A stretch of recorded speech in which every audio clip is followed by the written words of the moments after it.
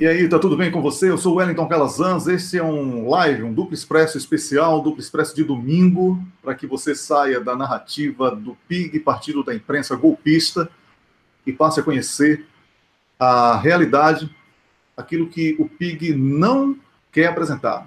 Aquela versão do PIG sobre o momento brasileiro é a versão do PIG, é a versão do golpe. O Brasil vive um estado de exceção e é por isso que a gente está entrando nessa emissão especial, para que você tenha a tranquilidade nesse momento em que uma série de boatos, mentiras e uma cadeia de intrigas, né, tem sido divulgada de forma ampla, sistemática, como nós já conhecemos, e que eles praticam esse jornalismo de guerra, e nós estamos aqui para tentar minimizar o impacto dessa mídia monopolista, mas que trabalha contra o país e contra o povo para o qual ela comunica. Eu estou com o Rômulo Maia e daqui a pouco nós vamos ter convidados. Nós temos o Dr. Rubens daqui a pouco, que é o nosso comentarista de assuntos jurídicos, e o Rômulo. Boa noite, Rômulo. Boa noite, Wellington. Boa noite. Opa, não está mudando a câmera, então peraí. Lá. Tem que ficar fazendo manual. Boa noite para você que está nos ouvindo.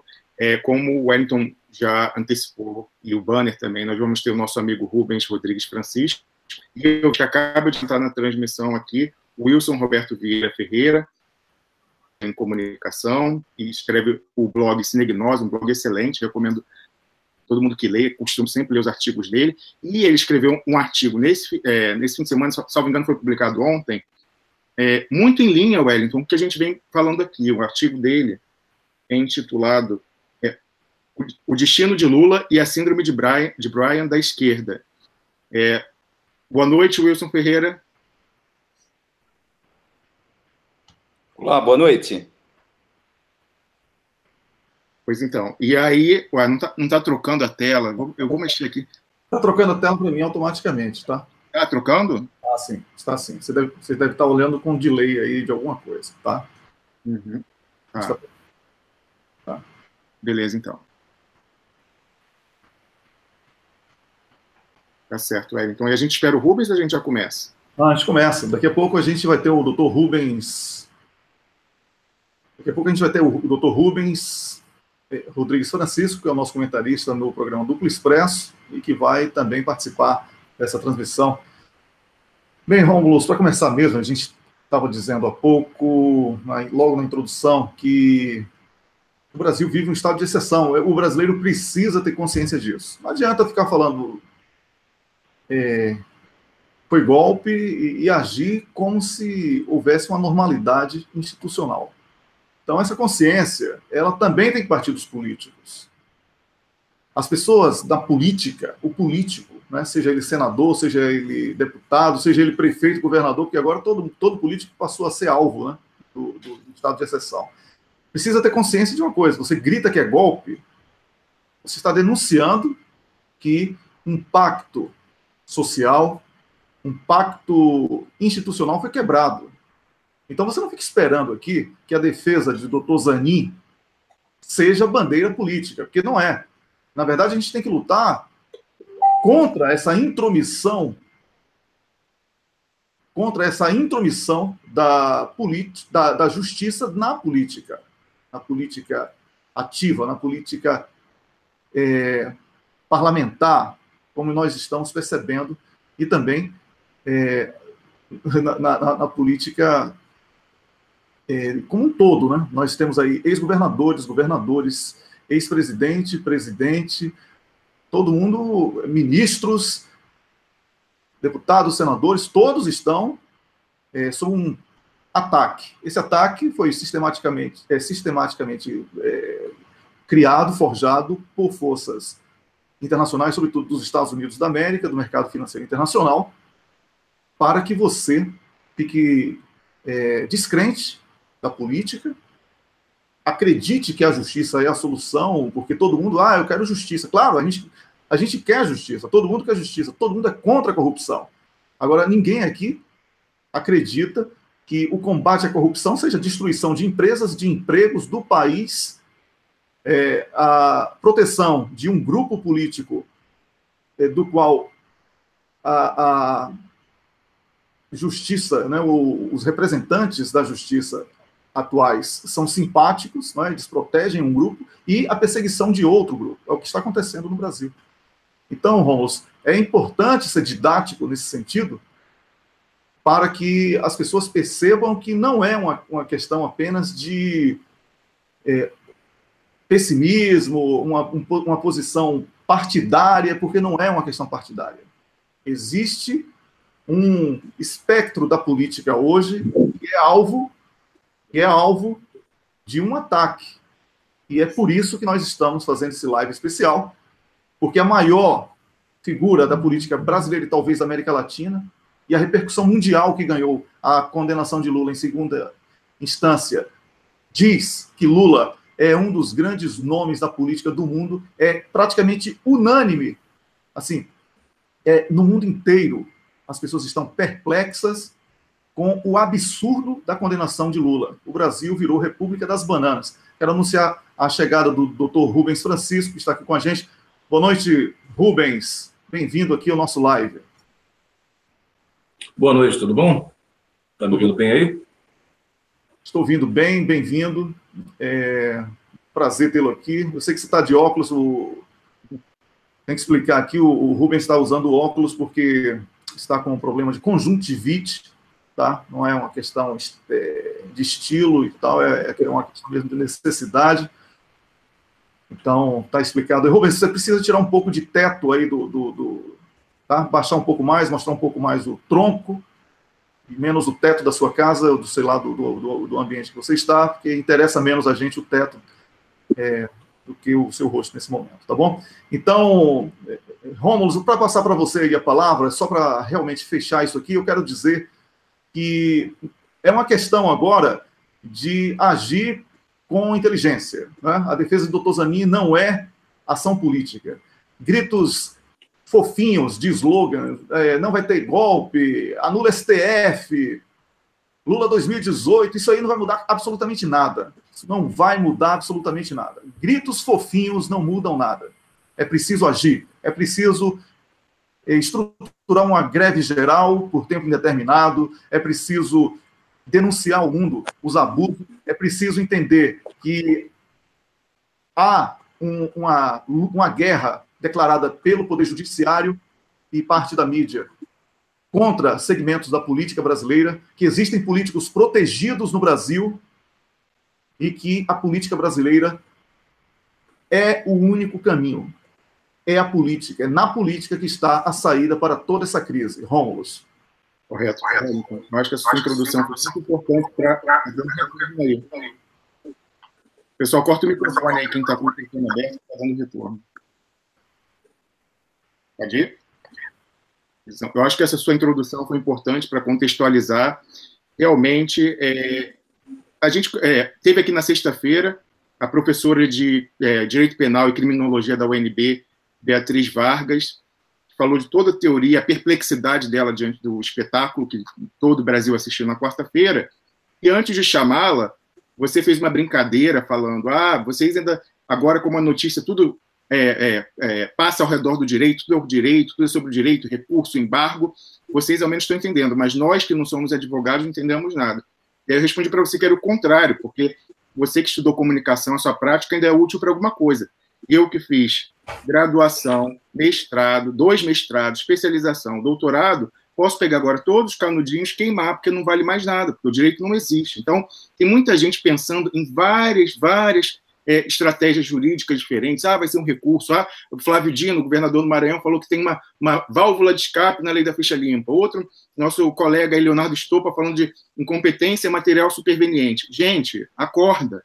Tudo isso esbarra no simples fato de quem tem competência para julgar qualquer recurso é o judiciário que está engajado no golpe. O que está no livrinho lá na lei não vale mais nada, porque quem julga decide o que aquilo diz. E eles não têm mais nenhum... Por isso que eu falo, a perplexidade. Por que eu disse, no artigo que eu publiquei, que no dia 24/1 foi decretado, foi a mudança de regime no Brasil e foi proclamada a juristocracia? Porque para qualquer pessoa de formação jurídica que assistiu aquele julgamento, viu que não há mais o menor limite, o menor constrangimento, nada, nenhuma limitação Eles vão até o fim, sem nenhum prurido, nada. Só falou, mas eles vão ter vergonha. Mas internacional, eles não têm mais nenhum constrangimento. Então, assim, é completamente apartado de qualquer técnica jurídica. Então, assim, o direito não vale mais nada. A solução, o ataque é político, não é jurídico. O ataque, ele assume a forma jurídica, mas o ataque é político. E a resposta, só bem-sucedida, só pode ser política. Evidentemente, a gente vai deixar a cargo do doutor Zanin, trabalho técnico, lá com o Salam Aleikum, Vossa Excelência, blá, blá, blá, blá. Ele vai fazer isso, faz parte. Por que é importante? E é importante, eu não estou desprezando, não estou diminuindo a importância disso. Isso é importantíssimo. Por quê? Ele, com os recursos, vai dar a desculpa jurídica para uma decisão que vai ser política. Então, se a gente conseguir pressionar esses órgãos, com todos os instrumentos que você falou aí, Wellington, depois eu vou falar mais um pouco sobre isso, porque num artigo, você mesmo falou, né, no artigo que eu publiquei no sábado, eu coloquei mais ou menos o que me veio à cabeça de um beabá da resistência. E aí depois a gente expande um pouco sobre isso. Mas, enfim, a gente vai fazer por vários mecanismos a pressão política e o doutor Zanin, com o recurso dele, vai dar a desculpa jurídica para que o pessoal, com a pressão, fale, vamos atender esse recurso aqui dele, e aí essa vai ser a saída. Não quero mais ver deputado do PT falando de recurso do Zanin. Não quero mais ver senador do PT falando de recurso. Eu quero ver eles falando de mobilização das bases para fazer a pressão política para o recurso prosperar, porque senão isso não vale de nada. Não vale de nada. Com isso, eu encerro a minha manifestação inicial. Eu queria passar para o nosso convidado, Will. Ia pedir para ele resumir os pontos principais do artigo que ele publicou, aquele sobre a síndrome de Brian. Eu achei muito bom. E, principalmente, se eu posso fazer um pedido, aquela questão quando você trata lá do Kim Kataguiri, e que você fala da questão daquele filme que é ótimo, Thanks for Smoking, Obrigado por Fumar, que é sobre um lobista. É um filme excelente, recomendo que todo mundo veja, mas aquela questão das pessoas que estão debatendo entre si e que estão debatendo para a plateia. Então, eu acho que é muito importante para a gente entender e contextualizar onde está essa discussão jurídica, porque aquele julgamento, o doutor Zanin falava com o tribunal, mas o tribunal não estava respondendo para o doutor Zanin, ele estava respondendo para a Câmara e para a plateia. Então, a discussão ali não era ali, era para quem estava olhando. E eles são campeões nisso, eles só vêm fazendo esse processo, é uma farsa, ele é para a sociedade, ele não é para aquelas partes ali. E a gente tem que deixar, ok, é uma farsa, é um roteiro, deixa o doutor Zanin interpretando o papel farsesco que lhe cabe, porque faz parte, e a gente vai precisar disso. Mas o Lula não tem que interpretar um papel de quinta categoria num roteiro vagabundo que estão escrevendo para ele. O Lula não pode ser pautado por esse roteiro vagabundo. Ele é que tem que pautar, ele é a maior liderança política. Ele tem que chamar esse blefe, ele tem que pagar para ver, porque isso é um blefe. Como eu coloquei no artigo até agora, eles passaram o maior tempo do julgamento tentando defender a autoridade deles, dizendo porque o nosso poder também decorre da soberania popular, porque o nosso poder decorre da Constituição, e a Constituição foi escrita pelo povo brasileiro reunido em Assembleia Nacional Constituinte. Ocorre que, como eu falei, qualquer pessoa que estuda no primeiro e no segundo período da Faculdade de Direito, Teoria Geral do Estado, sabe que essas pessoas extrapolaram o mandato que eles receberam da soberania popular. E eles voltaram, pior ainda, atuaram em desvio de finalidade, desvio de função, mas pior ainda, eles estão voltando o mandato que eles receberam da soberania popular contra ela, porque o objetivo é claro, o objetivo não é caçar a candidatura Lula, o objetivo é impedir a cidadania brasileira de votar contra o que está aí, contra o projeto. Eles sabem que Lula é, hoje em dia, a candidatura que canaliza isso, então eles vão caçar essa. Na sequência, e aí fica esses pessoal sem noção que está voando do PT, achando, não, porque aí a gente vai lançar o plano B. Não, se fosse plano B, eles deixavam Lula. O problema não é pessoal com Lula, o problema é a retirada do projeto. Então, essa é a questão. Não adianta plano B, pensar, o Haddad... Não, gente, eles não vão entregar o poder. Aceita que dói menos. Com isso, eu queria passar para o Wilson, por favor. Bom, aquele artigo de nós surgiu dessa perplexidade que eu estou acompanhando parece que eles deram esse golpe, né, e vão permitir eleições democráticas no Brasil como se nada tivesse acontecido nesses últimos, pelo menos, 10 anos, de lawfare, guerra híbrida, daquilo que eu chamo de bombas semióticas, essa estratégia mais visível da chamada guerra híbrida, que são as bombas semióticas, esse trabalho diário através dos meios de comunicação. Então, eu acho assim inacreditável achar que primeiro vai haver eleição, tá? E se houver eleição, que elas serão democráticas aqui no Brasil. Tá? Depois de todo esse esforço, depois de toda essa, vamos dizer assim, consultoria técnica do Departamento de Estado dos Estados Unidos aqui no Brasil, que vão permitir que as urnas, que os votos decidam o destino do país, né? Então, esse artigo surgiu dessa perplexidade. A segunda perplexidade minha é como a área de comunicação, de atuação midiática, foi simplesmente ignorada pelo PT, pelos governos lulistas, lulopetistas e pelas estratégias das esquerdas. A mídia ainda é pensada no sentido que eu chamo assim de conteudístico, tá? No sentido de iluminista, de representacional, de tentar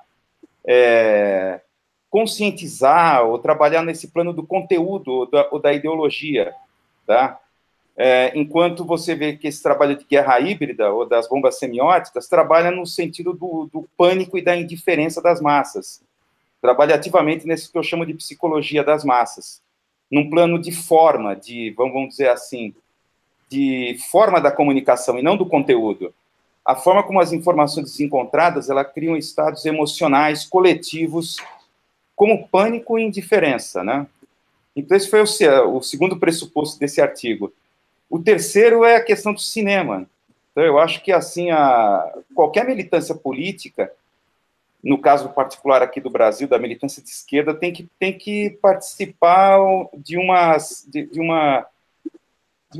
sessão de filmes, né, assim, bem didáticos, filmes não exatamente documentários, mas assim ficcionais, como Obrigado por Fumar, por exemplo, quais outros que poderiam ser? Walk the Dog, né, Mera Coincidência, e tantos outros do chamado cinema independente norte-americano, que são extremamente didáticos para compreender esse mecanismo de funcionamento da mídia, né? Então, no caso desse artigo lá do Cinegnose, o caso lá da Síndrome de Brian, né, associado ao filme do grupo Monty Python, A Vida de Brian, eu vejo assim a situação atual do PT ou das esquerdas assim muito semelhante à Frente de Libertação da Judéia, lá que é colocado no filme, que é um grupo, né, que fica fechados em si mesmos, né, dialogando entre si, ou dialogando diante de supostos interlocutores imaginários, né, do imperialismo romano. Então, eles ficam o tempo inteiro tentando elevar a moral da própria tropa, né, que eu chamei, através de discussões, planos, autoavaliações e mais planos, que nunca saem do papel, porque parece que, ironicamente, eles não querem chegar ao poder, porque eles sabem que se eles chegarem lá, não vão saber o que fazer, né?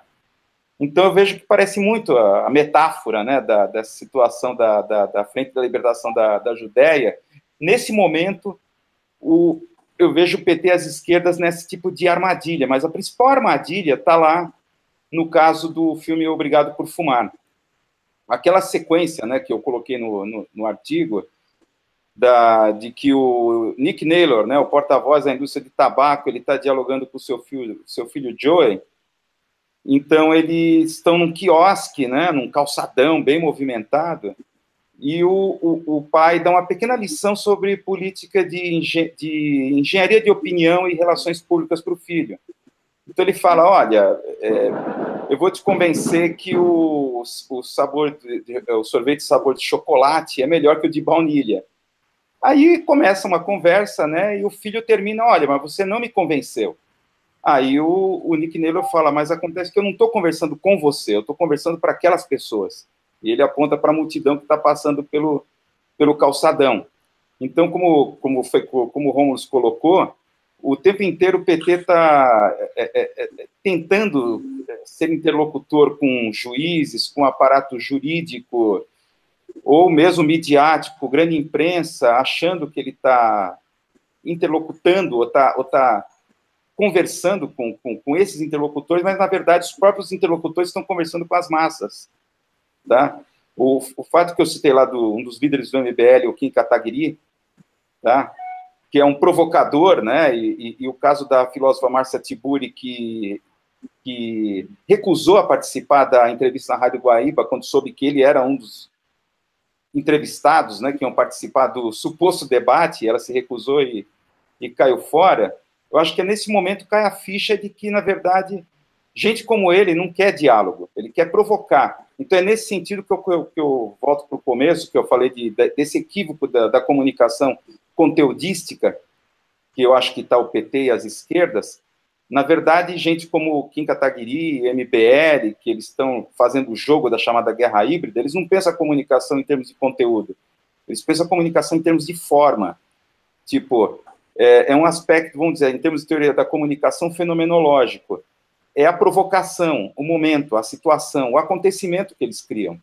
E não que eles vão comunicar, eles poucos estão se importando, eles próprios acham, por exemplo, o Kim Kataguiri falando, reivindicando o direito de ser racista entre amigos, tá?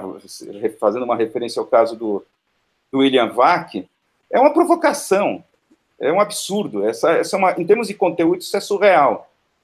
Não tem nexo, não tem veracidade ou qualquer outro princípio lógico, o direito de ser racista entre amigos. São provocações. E a esquerda, o pessoal cai direitinho, são envenenados por isso. Então, eu volto a dizer, esse tipo de estratégia que eu chamo de, no aspecto da forma da comunicação e não do conteúdo, visa aquelas massas indiferentes, os anônimos, né, entre a indiferença e o pânico, né, como eu coloquei. É para esses que visa a comunicação. Eu acho que, nesse sentido, para encerrar aqui esse momento, essa participação, essa fala, eu acho que as esquerdas deviam partir por uma estratégia homeopática, a cura pelo semelhante. O que está sendo feito até agora é um tipo de estratégia alopática, a cura pelos contrários. Então, enquanto o Kim Kataguiri vem com essa coisa de direito de ser racista entre amigos, aí vem a esquerda, de uma forma iluminista, tentando estabelecer um diálogo ideológico, político, tal, para tentar responder, encontrar lógica, contradição no argumento do seu oponente, que, na verdade, não tem nenhum tipo de... não sei se vocês estão entendendo, é refratário a qualquer tipo de crítica. É impossível conversar com um fascista nesse sentido. Eu não estou falando do fascista histórico clássico lá da época do nazismo, porque esses seriam tão violentos que já disparariam primeiro, né, como diria o Goebbels, né?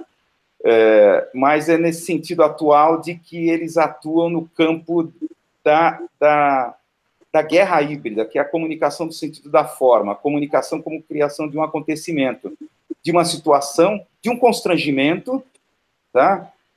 Voltado para esse show direcionado para as massas, né? Ou, como foi colocado aqui, aqueles 3 juízes do TRF4 não estavam falando com seu interlocutor, o Zanin, ou todo aquele aspecto técnico-jurídico. Eles estavam falando para as massas, tá? Enquanto não cair a ficha, como eu acho que caiu na Márcia Tiburi, naquele momento, não cair essa ficha na esquerda, vai continuar patinando e vamos continuar no wishful thinking, acreditando de que o Lula, lá do fundo da prisão, escreverá as cartas do cárcere como Gramsci, entrará para a história. E, para ser sincero com todos vocês, eu acho que está todo mundo querendo salvar a biografia, a sua própria biografia, ao invés de partir para o pau, tá? Essa é a minha opinião. Wellington, antes de você passar, eu só queria comentar brevemente sobre isso. Eu concordo, e eu acho que tem muita gente que está mais preocupada com a renovação do seu mandato no Legislativo em outubro do que com a consolidação do golpe e aprofundamento do golpe no Brasil. Que a gente está vendo essas pessoas aproveitando oportunisticamente de qualquer janela para aparecer em cima disso, em vez de focar no que é importante. Então, esse é um momento gravíssimo, que a gente viu... Gente, eu estudei muito direito, muitos anos, eu estou falando, para qualquer pessoa de formação jurídica que viu aquilo no 24/1, ali foi o fim de qualquer ilusão, qualquer veleidade. Ali acabou. Então, não tem como. Essas pessoas... como você falou, a gente não sabe nem se vai ter eleição, a gente não sabe em que termos vai ser essa eleição, a pessoa está contando que em outubro vai lá, está vendo a sua base, quer aparecer, dar entrevista para a Folha e tal, e falando... Não, gente, a gente está numa guerra. Agora a guerra foi declarada. Então, eu acho que não caiu a ficha. Caiu na Márcia Tiburi, inclusive, ela foi criticada, Wilson, por algumas pessoas da esquerda, das redes sociais, criticaram, falando da intolerância dela. Ué, mas não sei o quê, parece falou, parece uma senhora de Santana, falando que ele é indecente. Não, ela está corretíssima. O que a gente tem visto nessas manifestações que vai aquela pessoa lá do MBL, mamãe alguma coisa, ele vai para provocar. E aí sempre tem um pessoal mal informado que acha que vai falar, vai debater e vai aparecer. Não, eles vão pegar aquele material e vão editar, e você vai ficar parecendo um idiota. E eles têm um canal com, sei lá, 500 mil pessoas. Então, não há meio de você ganhar o debate, porque não interessa que o seu argumento está certo.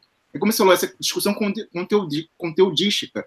Não tem isso. A questão, eles estão falando para as massas e vai ser deformado. Não há hipótese de você vencer um debate com Kim Kataguiri, porque ele vai pegar aquilo, vai falsificar e vai usar tudo que você disse contra você. Então, não há hipótese, não é para entrar nessa cilada. E ela fez muito corretamente de não cair na armadilha.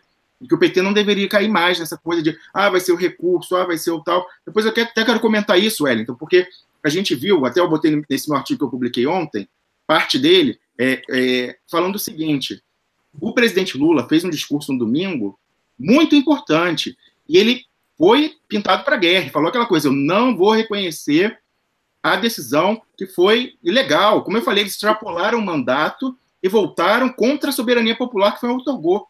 Então, assim, todo mundo que estudou teoria geral do Estado sabe, mandato revogado, o judiciário não tem mais esse poder, eles extrapolaram e voltaram contra o outorgante, então acabou, ali acabou, a legitimidade deles lá da Constituição de 88, acabou, não tinha, ali eles romperam, definitivamente, qualquer fio que pendesse ainda foi rompido ali. Então não tem que reconhecer mesmo, e falar, não reconheço. Por quê? Porque extrapolaram o mandato outorgado pela Constituição. Então ali acabou qualquer legitimidade do judiciário. E, como eu falei, o mais grave é que, na sequência, o ministro Marco Aurélio Mello, do Supremo, já se pronunciou naquela corporativismo, assim, não, porque eles estudaram muito tempo, e certamente nenhum ministro do TSE vai deferir uma liminar para o Lula, então está resolvido, e blá, blá, blá.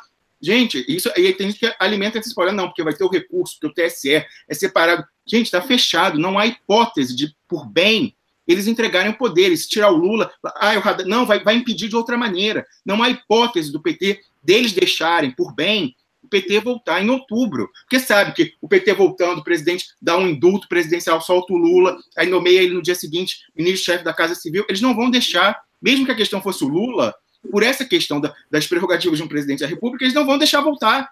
Então não há hipótese deles deixarem por bem, tem que ser na marra. Só na marra pode ser eleito um presidente do PT. Então não vai ser com recurso, com Salam Aleikum que vai conseguir. A gente tem que ir para cima. E aí, Wellington, para já introduzir, eu acredito que você vai passar a palavra para o Rubens agora, eu queria dizer, Rubens, que o pessoal ouviu com muita atenção a sua participação no programa de sexta-feira. Todo mundo estava falando, nossa, e leram o artigo que o Wellington publicou com aquelas informações das leis mais problemáticas para a gente tentar, num caráter emergencial, colocar um freio às arbitrariedades que estão sendo cometidas pelos togados, pelos juristocratas, pelos golpistas juristocratas, e eles estão querendo saber, querem que você desenvolva mais essa questão dessas leis que foram aprovadas no governo do PT e mais especificamente no governo da presidente Dilma, principalmente naquele contexto ali de 2013 e tal, que são leis perigosíssimas e que deixaram cláusulas abertas para todo tipo de arbitrariedade por parte dos togados. Então, Rubens, as pessoas estão esperando para ouvir você com muita atenção. Ô, Rubens, antes da sua entrada, eu vou pedir aí aos colegas essa primeira coisa, porque está dando retorno muito forte. Eu quero pedir também a todos, inclusive ao Rômulo e ao Wilson, que nós precisamos ser mais sintéticos nos exemplos, para tentar trazer mais para dentro aqui dos assuntos debatidos, tá bom? Para que a dinâmica da conversa seja assistindo. Este é um live especial do Duplo Expresso, estamos discutindo aqui os aspectos jurídicos e políticos, onde a defesa de Lula, não do doutor Zanin, mas a defesa política de Lula está falhando. Deixamos bem claro aqui que a defesa do doutor Zanin não pode ser a luta política do PT e dos partidos que apoiam e defendem o direito de Lula a ser candidato à presidência da República. Está muito claro aqui, depois da introdução do Wilson, também um pouco do que eu falei do Rômulus, que não dá para denunciar golpe e ficar apostando no funcionamento normal das instituições. As instituições estão funcionando normalmente porque sempre foram isso.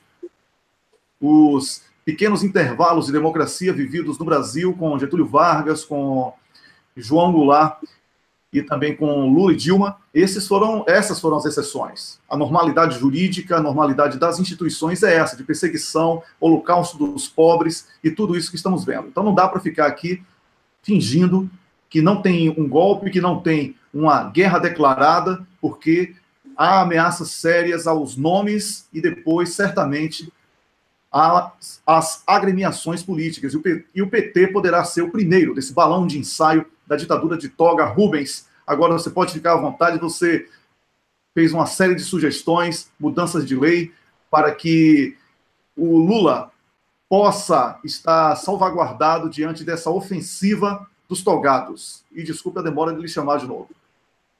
Não, imagina. Eu ouvi atentamente o Wilson comentando esses exemplos, né?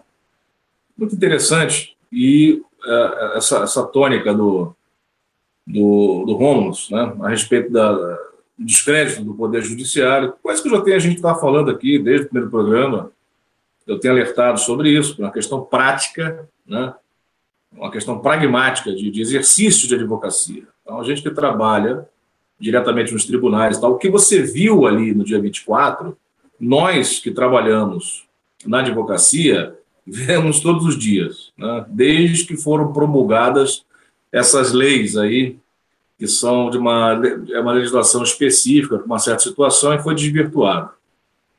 Para criar um contexto, assim, um pouco diferente, né, um meio termo entre o que o Rômulus e o Wilson estão colocando como uma coisa já apocalíptica, né, que realmente está bem apocalíptico, mas ainda não foram feitas algumas formalidades, né?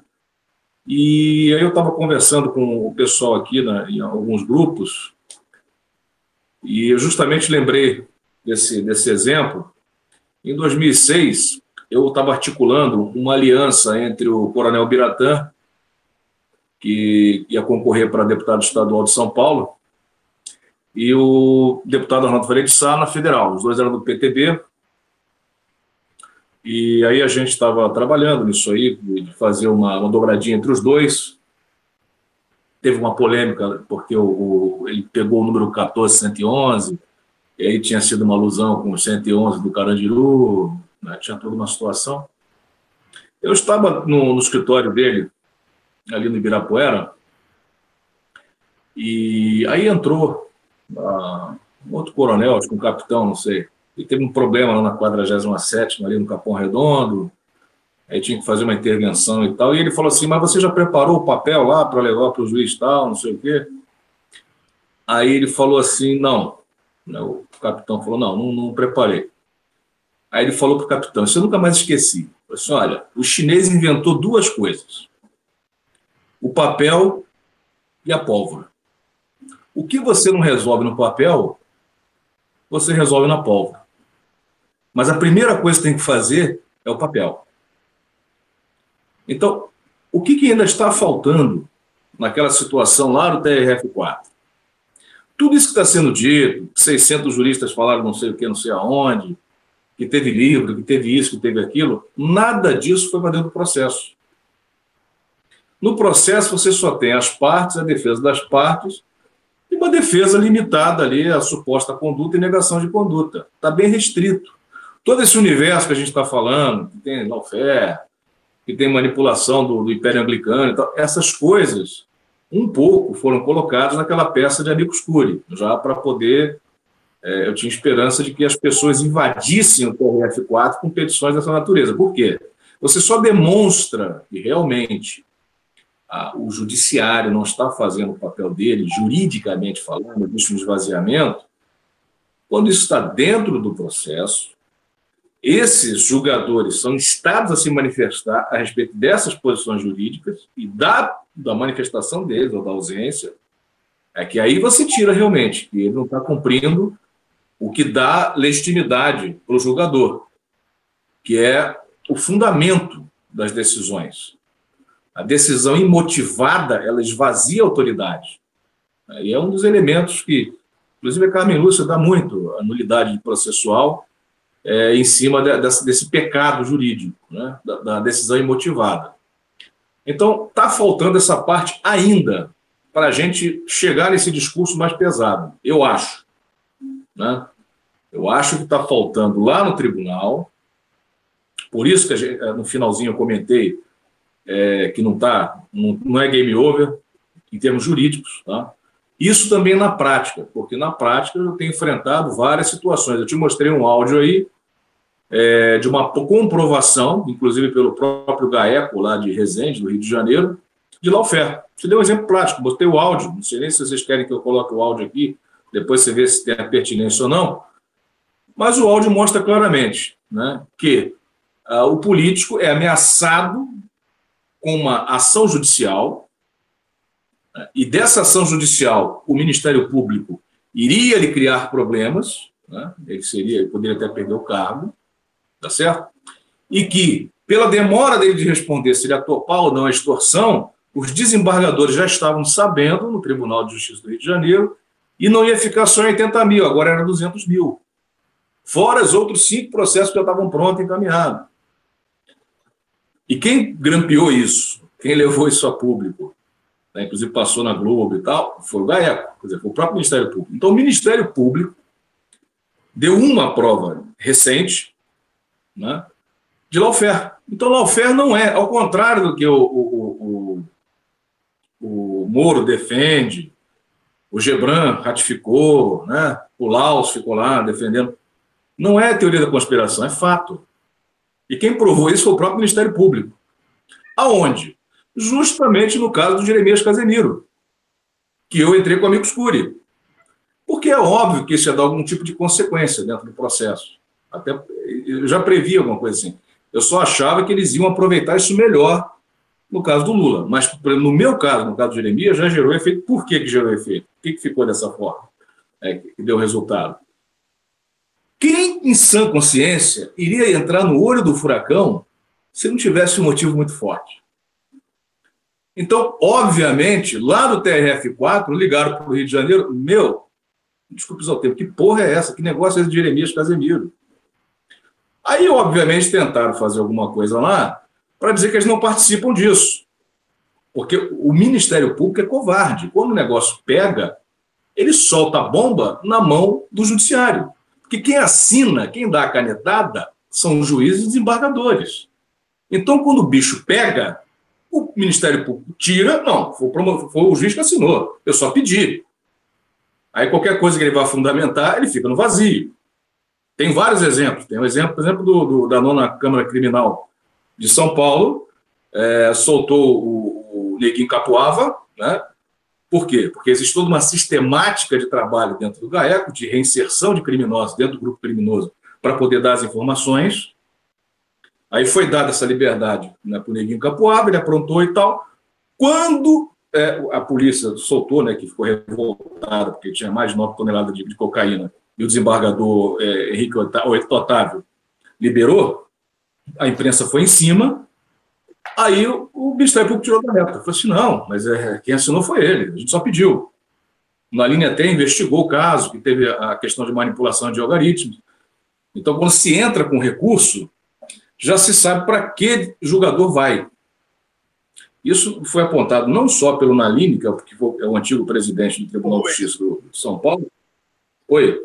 Rubens, não, só para a gente, só para o público que está chegando agora, muita gente está chegando agora, saber, nós estamos comentando aqui o julgamento do TRF4, a defesa de Lula, como nós podemos lutar para que Lula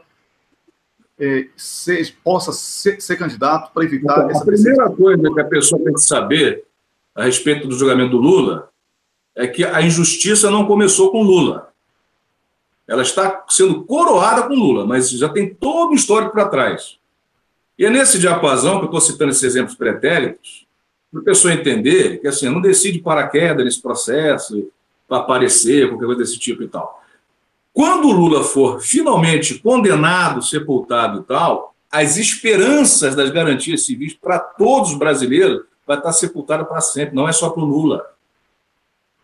A gente ainda está nessa sobrevida brigando aqui e tal, porque ainda existe uma esperança de reverter esse quadro, a gente voltar a uma democracia e consertar essa encrenca toda. Se o Lula for efetivamente condenado nos moldes da Lava Jato, não é só ele que vai sofrer essas consequências. Já tem uma enormidade de cidadãos brasileiros que estão sofrendo com lawfare, com injustiça, com venda de sentença. Hoje, Wellington, quem não tem dinheiro para pagar um HC vai ficar preso. Porque você só é... Como nesse áudio que eu te mostrei, o cara só fica longe de processo judicial se ele pagar a extorsão. E perceba bem, não teve nem edição nesse caso aí de tirar aquela partezinha que ele fala que os desembargadores do Rio já estavam sabendo e o negócio ia passar de 80 mil para 200. Ele ficou mais caro, ele demorou. E aí o BO andou, o pessoal já ficou sabendo, saiu no jornal Beira Rio, então para cobertar ia ficar mais caro. E quanto mais demora, mais caro fica. E isso aí é um grande balcão de negócio. Mas é balcão de negócio do quê? De milhões, de ações, de Petrobras? Não, da sua vida. Da sua capacidade de ir e vir daqui até ali. É isso que está em jogo no país. São suas liberdades individuais. Não é a Petrobras, a Eletrobras, tudo isso está empurrado para o ralo. Mas o principal é que o brasileiro não terá direito ao próprio corpo. É isso que o pessoal está entendendo. Não é só Lula. Isso não começou agora. E não é só para ele. Está fechando a porteira com ele. Se o pessoal não acordar, não entender isso...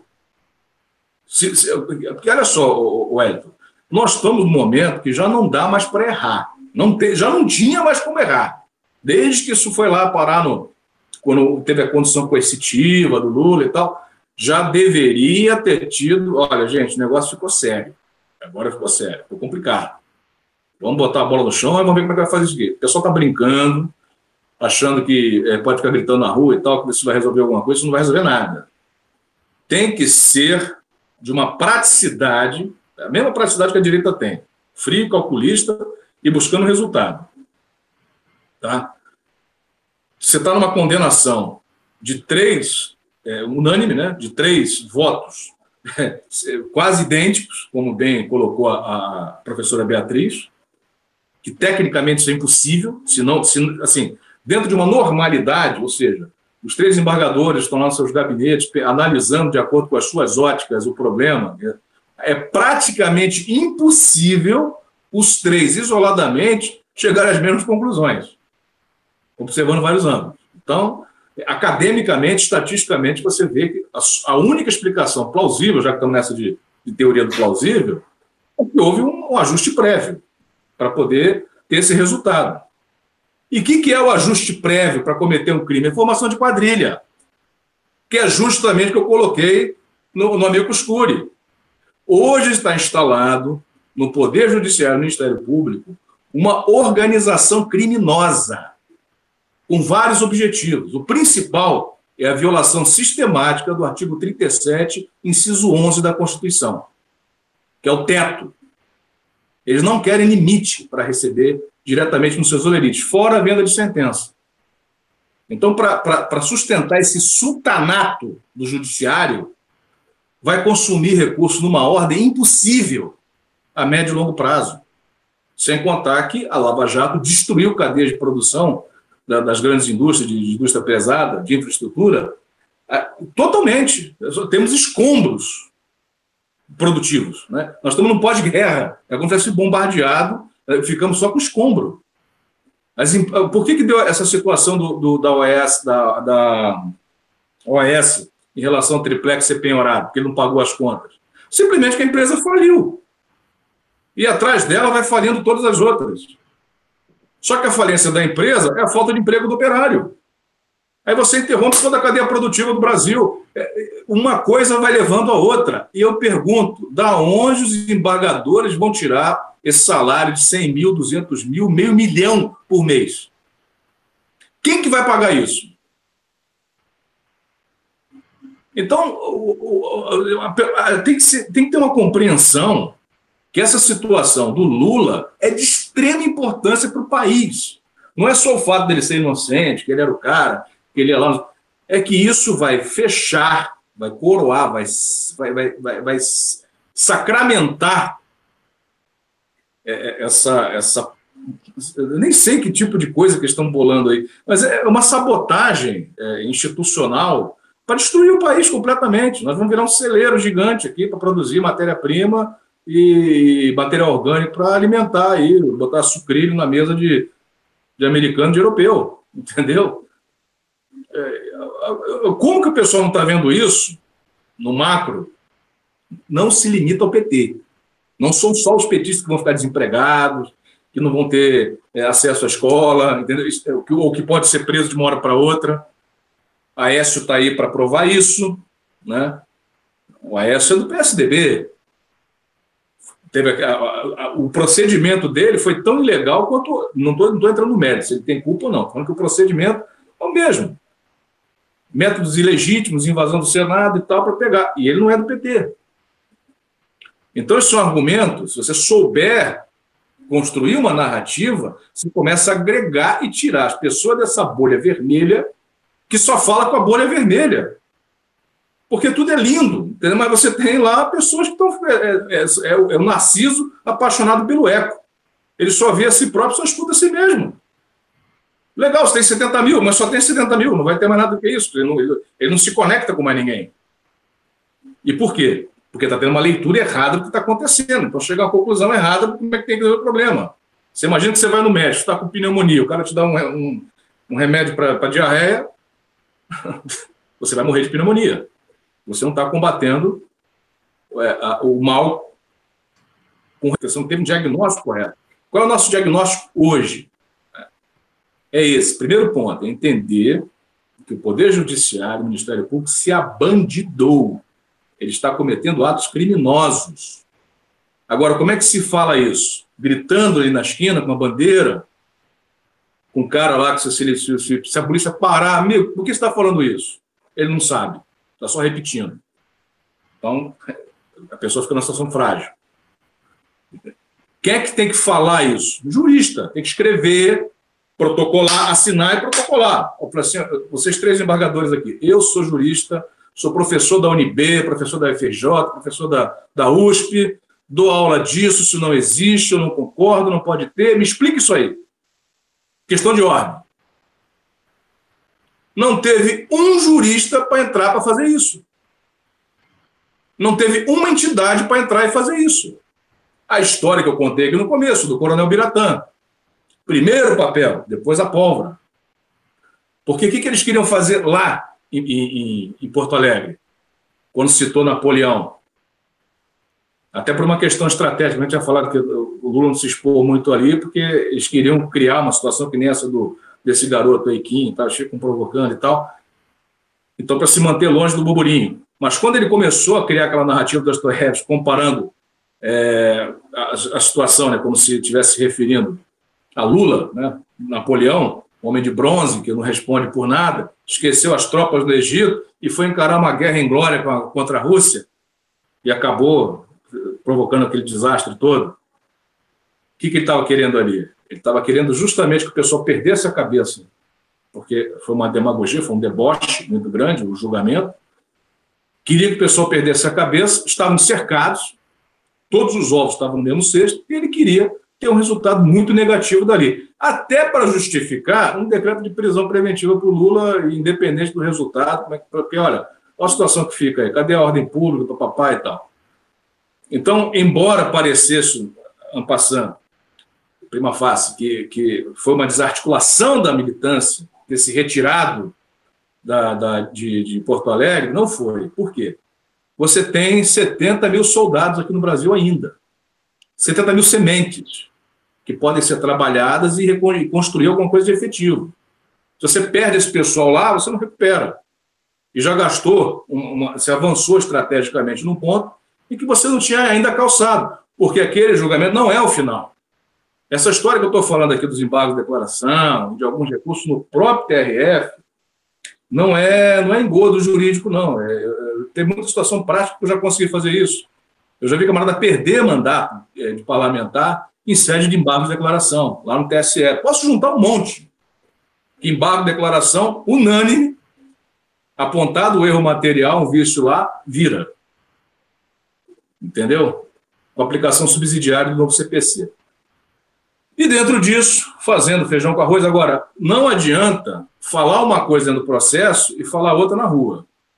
Você chega lá, dá uma de cordeirinho, ficar, escrever bonitinho, só embargo de declaração, para proforma, para aclarar, e aqui fora falar que não, que é corrupção, porque o judiciário não presta, porque isso, porque aquilo e tal. Só que o jurista não escreve isso e assina o protocolo, Vossa Excelência. Eu acho que os senhores estão se procedendo de uma forma temerária.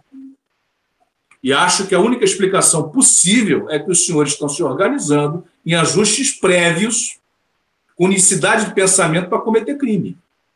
Qual é o crime? O exercício arbitrário das próprias razões através do ofício dos senhores. Porque o judiciário, a nossa legislação não permite esse tipo de conclusão, esse tipo de condução processual. Agora, quem tem que falar isso? É um jurista, vários juristas. E isso não está acontecendo. A questão da gente estar trabalhando nessas duas leis, que são a lei do crime organizado e a lei da prisão preventiva, essas duas leis, tem outras, tá? Mas essas duas leis basicamente dão superpoderes ao judiciário pelo tipo aberto e pela possibilidade de prender por decreto. Aquela história de você só vai preso depois que apresentar prova, isso está até sendo aplicado com Lula, viu? Os outros não tiveram essa chance, não. O pessoal fica repetindo que não tem prova, não tem. Só que, assim, o decreto prisional, que nem é do Palocci, apareceu aqui o italiano. O italiano é o Palocci. De onde o cara concluiu isso, não se sabe. Mas veio com essa história, com essa versão. Ele está preso até hoje. O Vacari já foi absolvido, está preso, preventivamente, porque tem outro processo pendente. Então, na verdade, o processo ele serve para te libertar, não serve mais para julgar, para depois te prender. Teve uma inversão. Por que foi provocado isso? Essa lei que eu estou te falando, que é a lei que deu prisão preventiva, legitimou a prisão por decreto, não precisa mais de processo. Se tiver um juiz lá em Lagarto, lá não sei aonde, no interior não sei de onde, cismar que você sequestrou o Papai Noel, por isso que ele não apareceu no Natal, você vai preso. Porque tem uma ordem de prisão. O policial vai lá e executa, está assinado, é uma ordem judicial. Não interessa se o juiz é maluco. Ele tem esse poder. Quem foi que deu esse poder? Essa lei. Quem foi que assinou essa lei? A Dilma. Mas por que a Dilma assinou? Com boas intenções. Olha, o Ministério Público chegou e vendeu um peixe para ela. Isso aqui é para combater o crime organizado. Pô, legal. Isso aqui é para combater a corrupção. Bom, só que na verdade não foi. Você não teve nenhuma situação dessa daqui prendendo o traficante perninho, o Ney Capeta, o fulano não sei de onde da favela. Isso não acontece. Os caras, realmente quem dá tiro, sequestra criança e tal, esse tipo de instrumento que não serve. Só serve como naquele áudio que eu mostrei. Que a pessoa vai lá, extorquir o político, ameaçando de ingressar com uma ação judicial, e colocar o Ministério Público na sua bota. E aí você está roubado. Que já sai na Globo, que você não sei o quê, que tem uma ação e tal, foi tantos milhões, não interessa se vai apurar ou não. O Ministério Público pede prisão preventiva, você está preso, acabou. Ainda que você prove lá na frente que não aconteceu nada disso, você já foi destruído. E tem acontecido dioturnamente com vários brasileiros pelo país. O Rubens. Vários. Rubens, você falou da prisão preventiva, e qual a outra lei para a gente passar a palavra, devolver a palavra para o Wilson? É a lei de organização criminosa. Porque essa lei de organização criminosa, qualquer coisa pode ser organização criminosa. Entendeu? Se você pegar duas pessoas que trabalham... O Aragão mesmo comentou isso aí no Teatro do Usina, no dia 19, lá, que teve comentando sobre essa questão do Lula, da sentença, antes do julgamento. E do jeito que ficou, qualquer coisa pode ser considerado. Qualquer 3 pessoas juntas numa padaria pode ser caracterizado como organização criminosa, para qualquer tipo de atividade. Basta a capacidade literária do promotor. Ele contar uma história que a Globo consiga colocar, olha, aconteceu isso, aí o Salim da padaria já é um traficante, o outro já não sei o quê, e todo mundo vai preso, e aí acabou. O cara está destruído, vão lá, apedrejam a padaria do cara, porque o cara era um bandido, na verdade, e se disfarçava de padeiro. Entendeu? Então, essas 2 leis, a organização criminosa, que é a caça às bruxas, tem vários processos, que, com muita dificuldade, consegui reverter, todos eles baseados nesse tipo de lei aqui, de organização criminosa, dos oficiais de justiça de Bauru, Operação Injustiça, o GAECO de Bauru. Mas aí ele cometeu umas falhas muito grosseiras, ele não eram promotores muito jovens, né? Então eles acabaram se enrolando. Mas deu muito trabalho, viu? Os oficiais de justiça foram presos preventivamente, ficaram só de cueca lá na cadeia, quer dizer, aquela confusão toda, quase perderam família, estão desempregados. Isso foi 2012, né? 2013, nós estamos agora em 2017, são 4 anos. Consegui reverter isso aí no final do ano passado. Consegui anular ab initio, né? Mas as pessoas estão passando fome. Tem cara que está com a casa penhorada. O oficial de justiça com 20 anos de trabalho foi mandado embora, não tem fundo de garantia, não tem aviso prévio, não tem nada, saiu com uma mão na frente e atrás e preso. Né? E uma cidade pequena que nem Bauru, quer dizer, o cara não podia sair na rua, era bandido, era isso, era aquilo. Hoje, né, saiu o acordo, mas Inês é morta. Quem é que vai responsabilizar isso aí? A molecada do GAECO? Os garotos que fizeram isso aí? Que saíram da academia do PlayStation, destruiu a vida são avós, são oficiais de justiça velhos, né? Como é que você vai recuperar essa situação toda? Tudo por causa dessa lei. E como esse caso, vários. Eu tenho vários exemplos. Então, eu citei alguns aí no Amicus Curiae. Isso que eu estou falando, é você chegar, escrever, assinar e protocolar, porque aí você expõe ao desembargador, fala assim, está acontecendo isso aqui, no nosso entendimento, e aí? Então, está faltando isso acontecer, na minha opinião.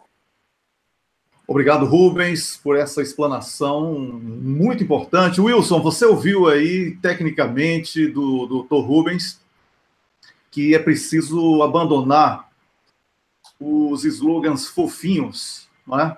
O grito de guerra das ruas, e transformar isso em ação jurídica e política. Nós introduzimos o programa dessa forma, e ele citou aí 2 casos, 2 leis que precisam ser imediatamente revistas, que são da prisão preventiva e também da formação da organização criminosa. Né? Organização criminosa. Então, Wilson, quando uma instituição como o Poder Judiciário passa a atuar como uma organização criminosa, essa sim, uma organização criminosa, né, vendendo sentença, porque existe uma disputa, porque o Rubens não citou aí, mas a gente tem conversado muito em off, existe uma disputa entre a Polícia Federal e o Ministério Público, e aí uma grande briga entre eles, quem é que pode se utilizar da delação premiada. É isso aí, Rubens. Só deu ok. É isso. Da delação premiada. Existe uma indústria da delação premiada. O Tacla Duran denunciou isso. O Tacla Duran fizeram de tudo para evitar que o Tacla Duran falasse. Eu não entendo como os deputados, senadores que estão que sofreram o golpe, que estão no lado golpeado, não fizeram o maior estardalhaço com a retirada do Tacla Duran. Tacla Duran era a chave para destruir tudo que fizeram contra Lula, contra todos que estão aí. De todos os lados, inclusive. Como colocou o Rubens. Wilson, o Poder Judiciário tomou conta do país e com pessoas sem experiência, alguns com experiência e maldade, e outros, notadamente, prestando serviços muito claros ao mercado financeiro internacional, destruindo a cadeia produtiva, gerando desemprego, miséria e perseguindo lideranças que poderiam devolver uma situação mais tranquila para a economia brasileira. Wilson. Bom, na fala do Rubens, duas coisas me chamaram a atenção. Primeiro, essa coisa do papel e da pólvora, né? Que temos ainda que gastar mais as oportunidades, as estratégias do papel antes de chegarmos na pólvora, né? E outra coisa que ele colocou interessante, porque nenhum jurista até agora, ou associação, se colocou contra essa arbitrariedade, essa, digamos assim, essa organização de quadrilha, ou essa arbitrariedade das leis, ou não colocou as contradições, ou... Como assim nenhum jurista se colocou contra esse estado de coisas que está se gestando, né? Como foi bem colocado pelo Rubens, o Lula é apenas o começo, ou a coroação desse processo, né, que vai se estender mais adiante nesse admirável mundo novo que nos espera no futuro. Então, eu vejo o seguinte, entre o papel e a pólvora está a mídia. Tá?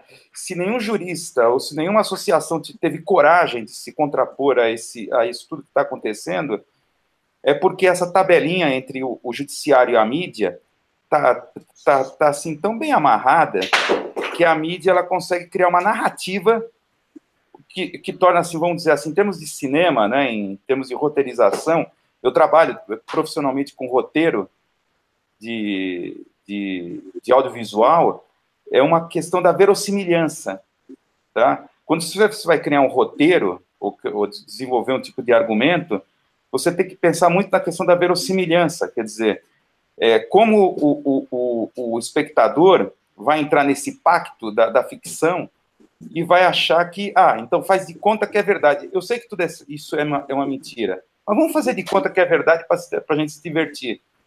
Então, o papel fundamental que a mídia, nesse momento, está estabelecendo é de criar uma narrativa para tudo isso, porque tudo isso é bizarro. Quer dizer, quando você coloca um dos juízes dando esse tipo de argumento, se o Lula está aqui e está dizendo que ele cometeu um crime, alguma coisa ele fez. Né? Quer dizer, esse tipo de argumento é bizarro.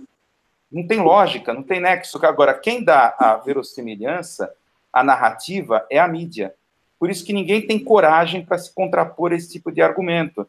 Porque a gente está vivendo um momento de caça às bruxas, né? E você vê com aquele esquema do TRF4, isso é a Inquisição católica, né? Do Torquemada, quer dizer, o juiz, ele investiga e dá o veredito. Quer dizer, ele julga e investiga simultaneamente, tá? E quando você vê uma minissérie que passou na TV Globo, agora não vou lembrar de cabeça o nome, passou na TV fechada, que era um juiz da vara de família, que ele não se limitava apenas a julgar, né, e ficar no seu trabalho do judiciário interno, ele saía para investigar. Tá? Esqueci o nome dessa minissérie, que foi uns 2 anos atrás. Quer dizer, esse tipo de narrativa que a Globo, principalmente, acaba criando, dá verossimilhança a tudo isso que está acontecendo. Quer dizer, essa onda de moralismo que o próprio PT e a própria Dilma, a assinar esses tipos de leis que agora vai defenestrar o próprio Lula, tá? Embarcou nesse tipo de narrativa. Então, sintetizando, eu vejo assim que o PT e as esquerdas caíram numa cilada, numa armadilha. Isso faz parte da questão da guerra híbrida, trabalhar com essas fraquezas, né, em relação à política de cada país, de cada nacionalidade, razão pela qual pipocam as primaveras pelo mundo, tá? Caíram nessa armadilha da qual eles não conseguem mais sair. Agora, a questão que coloca pragmática para nós é essa: como quebrar essa narrativa? É uma coisa que povoa a minha cabeça, e não só a minha, né? Mas, inclusive, eu sou professor universitário pela Universidade Anhembi Morumbi, na área de comunicação, e isso é uma questão que povoa a cabeça de muitos pesquisadores. Como quebrar essa narrativa? Tá? Aí é que eu vejo, que eu desenvolvo no meu blog, que é a questão das guerrilhas semióticas. Vamos colocar em termos pragmáticos, novamente, aquela dualidade entre o papel e a pólvora. Tá? Eu não diria de sairmos para a pólvora, né? Acabou o papel, vamos para a pólvora. Vamos partir para o pau e para o sangue na calçada, como fala o Minocarta, né, que está precisando sangue na calçada no Brasil. Eu não chegaria a tanto, né? Eu acho que é necessário quebrar esse tipo de narrativas. Eu acho que as técnicas de você quebrar essa narrativa já existem, tá? Que são, sintetizando, colocando assim, num termos assim, bem, pegadinhas e trollagens. Isso envolveria uma reformulação, uma reconfiguração do trabalho de atuação política, não mais como o professor Rubens colocou, sair gritando na rua, chavões, palavras de ordem, mas uma estratégia de terrorismo midiático ou terrorismo antimídia, tá? Isso já foi colocado em com movimentos anti-globalização, que eles chamam de media pranks, tá? Que são as famosas pegadinhas e trollagens, em que você persegue links ao vivo de uma forma que você sistematicamente tenta quebrar essa verossimilhança, ou assim, não digo desmistificar, mas desmoralizar a mídia diante do seu próprio público. Isso é que eu acho que, vamos colocar assim, sintetizando, que a mídia tem que trabalhar no próprio campo da guerra híbrida. Tá? Sim. Wilson, eu quero lembrar que no final dos anos 60, início dos anos 80, você deve recordar, e o Marighella, ele tomava as torres das estações de rádio e colocava gravadores com discursos totalmente contrários ao que as emissoras falavam. Assim, um choque de realidade no próprio público daquela emissora. Essa sua proposta do avanço aí nos links, eles estão bem vacinados, inclusive. Agora, quando eles fazem ao vivo, eles estão cercados de policiais, ou eles estão dentro de uma área protegida. Eles já perceberam que essa já tinha uma possibilidade é perigosa. Exatamente. Duvido, por exemplo, que no Carnaval os jornalistas da Globo, da Band, do SBT, né, estejam na rua perto do povo. Eu acho muito pouco provável que isso ocorra. Tá? Agora, é uma estratégia interessante. Agora, que também é a minha área de atuação, que é a comunicação, e o político, é preciso que o político denuncie isso. E uma das formas de denunciar é negar dar entrevista. Você não pode, Wilson, legitimar a Folha de São Paulo, Veja, a Globo, implorando migalhas de 15 segundos nessas emissoras, sabe? É de uma pobreza intelectual tão grande por parte dos analfabetos na política que chega a ser chocante para nós que estamos aqui discutindo leis, estratégias, você como comunicador, o Rubens como jurista, Rômulus um mix, não é? Entre jurista e comunicador, e eu aqui tentando trazer para o público algo lá, quando a coisa foge um pouco da realidade, com minha experiência em rádio. Então, o político tem que fazer isso que nós estamos fazendo aqui. O político tem que fazer isso. O que você falou da imprensa, o que o Rubens falou da justiça, o que o Rômulo falou dos dois, o que eu tenho procurado falar no programa, é a realidade. Então você não pode gritar é golpe e trabalhar com a narrativa do inimigo. E é isso que está acontecendo, Wilson. É isso que está acontecendo. Rômulo quer falar. Rômulo, por favor. Olha o microfone. Wellington, várias coisas. Está dando retorno nesse programa. Tem que cortar o microfone. Não, ainda está dando retorno.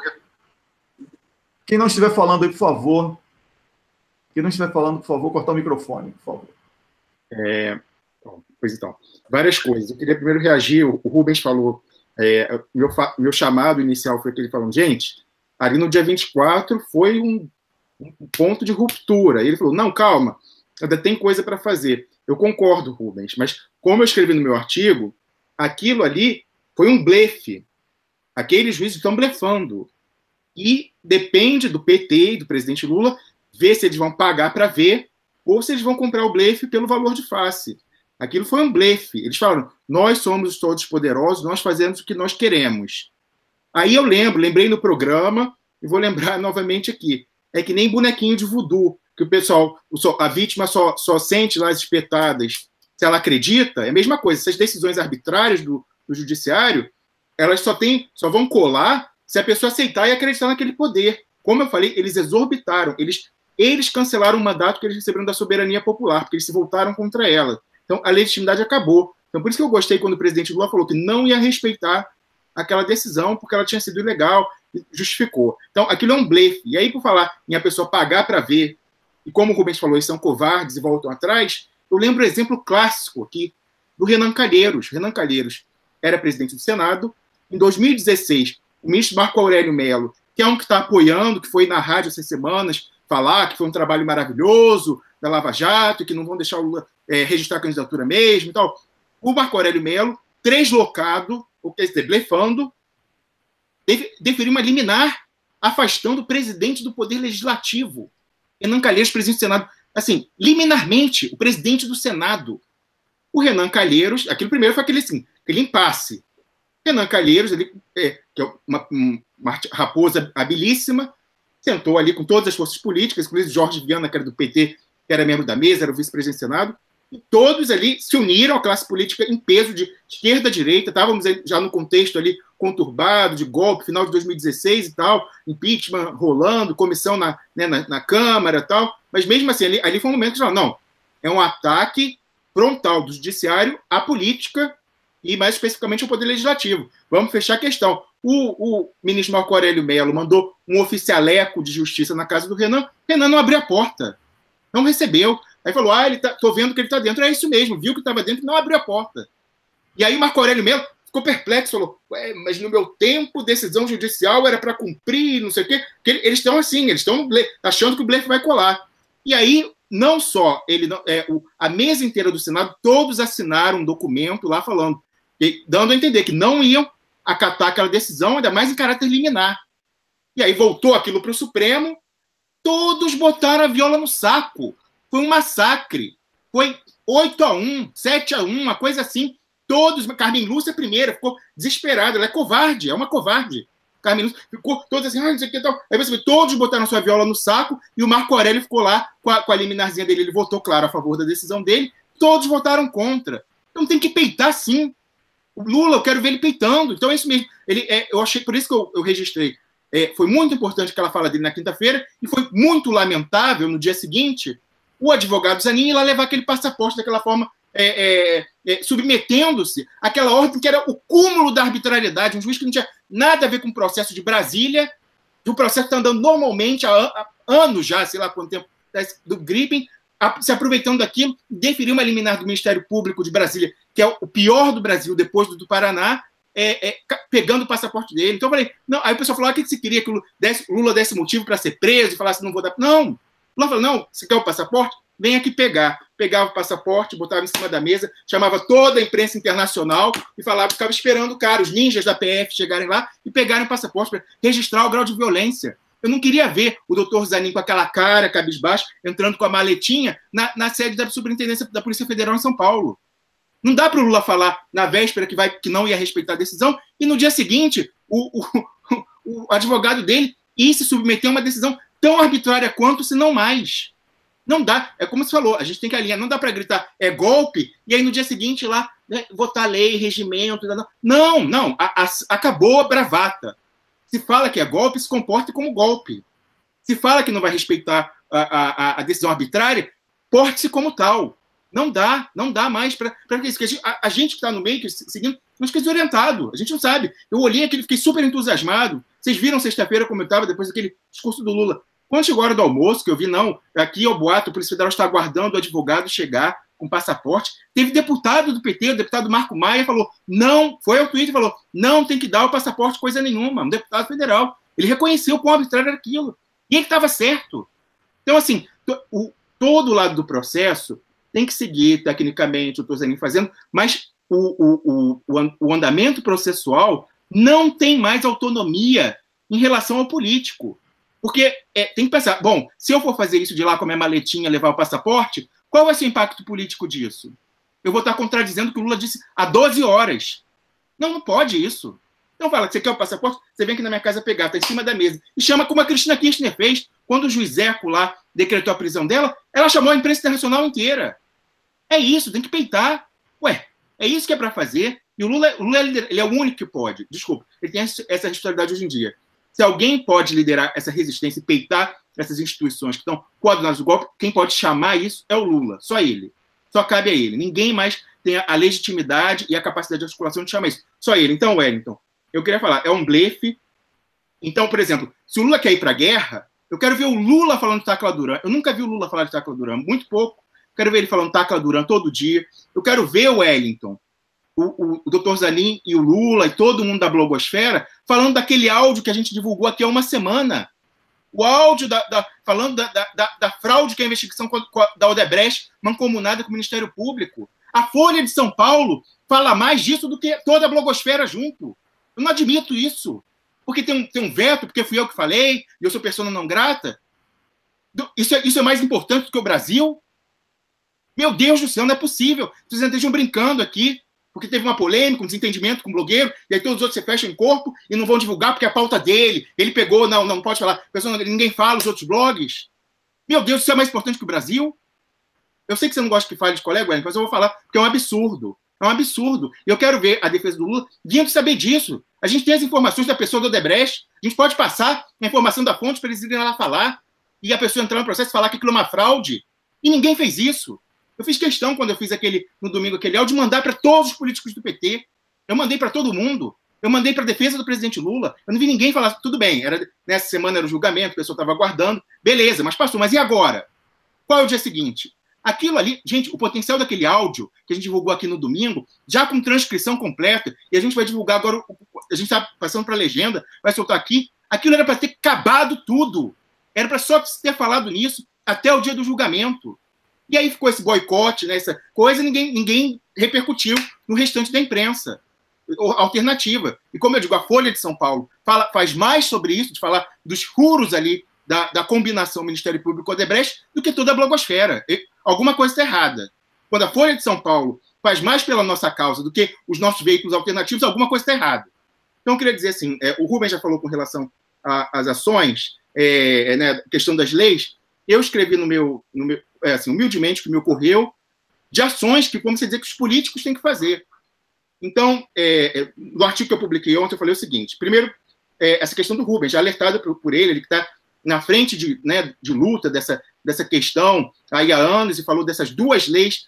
Eu falei, em caráter emergencial, o Congresso tem que passar leis em regime de urgência, fechando essas válvulas para a arbitrariedade dos juristocratas, procuradores e juízes, que foram abertas de forma entusiástica pela honesta e faxineira ética Dilma Rousseff. E é importante dizer, Rubens, ela não comprou narrativa do Ministério Público. A Dilma Rousseff achou que resolveria o problema PMDB e o problema presidencialismo de coalizão com condução coercitiva e esteja preso. Ela falou, eu sou honesta, eu nunca peguei R$1 em cima da mesa. Então eu vou dar superpoderes ao Ministério Público, que eles vão resolver o meu problema, eu tenho que negociar com o Eduardo Cunha. Entendeu? Foi isso. Então, assim, vamos dar nome aos bois. Então, tem ali, ela tem uma parte de responsabilidade. Inclusive, eu recebo muitas críticas quando eu falo esse tipo de coisa, porque com aquela questão do golpe surgiu um semi-culto à personalidade da Dilma e tal. Admiro muito a presidente Dilma Rousseff. Mas ela tem que entender, me parece que ela se comporta hoje em dia como um pouco mais como credora do Brasil atual do que estando em dívida. E ela tem algumas dívidas em relação ao Brasil de hoje. E essa é uma delas. Ela aprovou essas leis porque achou que isso ia, entendeu, resolver a política brasileira. Porque ela não é política. Então, a política brasileira não é como a gente quer, ela é como ela é. Então, não ia ser com canetada de procurador e de juiz que ia resolver. E não resolveu. E ela, lembra que ela falou, olha como ela era entusiasta. Ela falou, não vai sobrar pedra sobre pedra. Lembram disso? Pois então, olha onde a gente chegou, presidenta Dilma Rousseff. Pois então, esse é o primeiro ponto. Então, aprovar em caráter emergencial o fechamento dessas torneiras de arbitrariedade que a presidenta Dilma Rousseff abriu.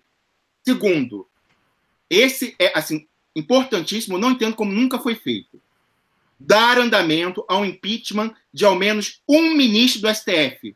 Um ministro do STF. Que hoje eles são os intocáveis. Eles acham que entraram ali e vão ficar até a aposentadoria compulsória. Então, para colocar, se você fizer isso com não precisa votar, começa a botar em andamento. Se fizer isso com um, todos vão ficar na defensiva. Como eu falei, eles são covardes. Você botar na defensiva, eles vão botar a viola no saco em 2 tempos. E como eu falei, eu sugiro que esse primeiro seja o ministro Luiz Roberto Barroso, meu ex-professor de Direito Constitucional.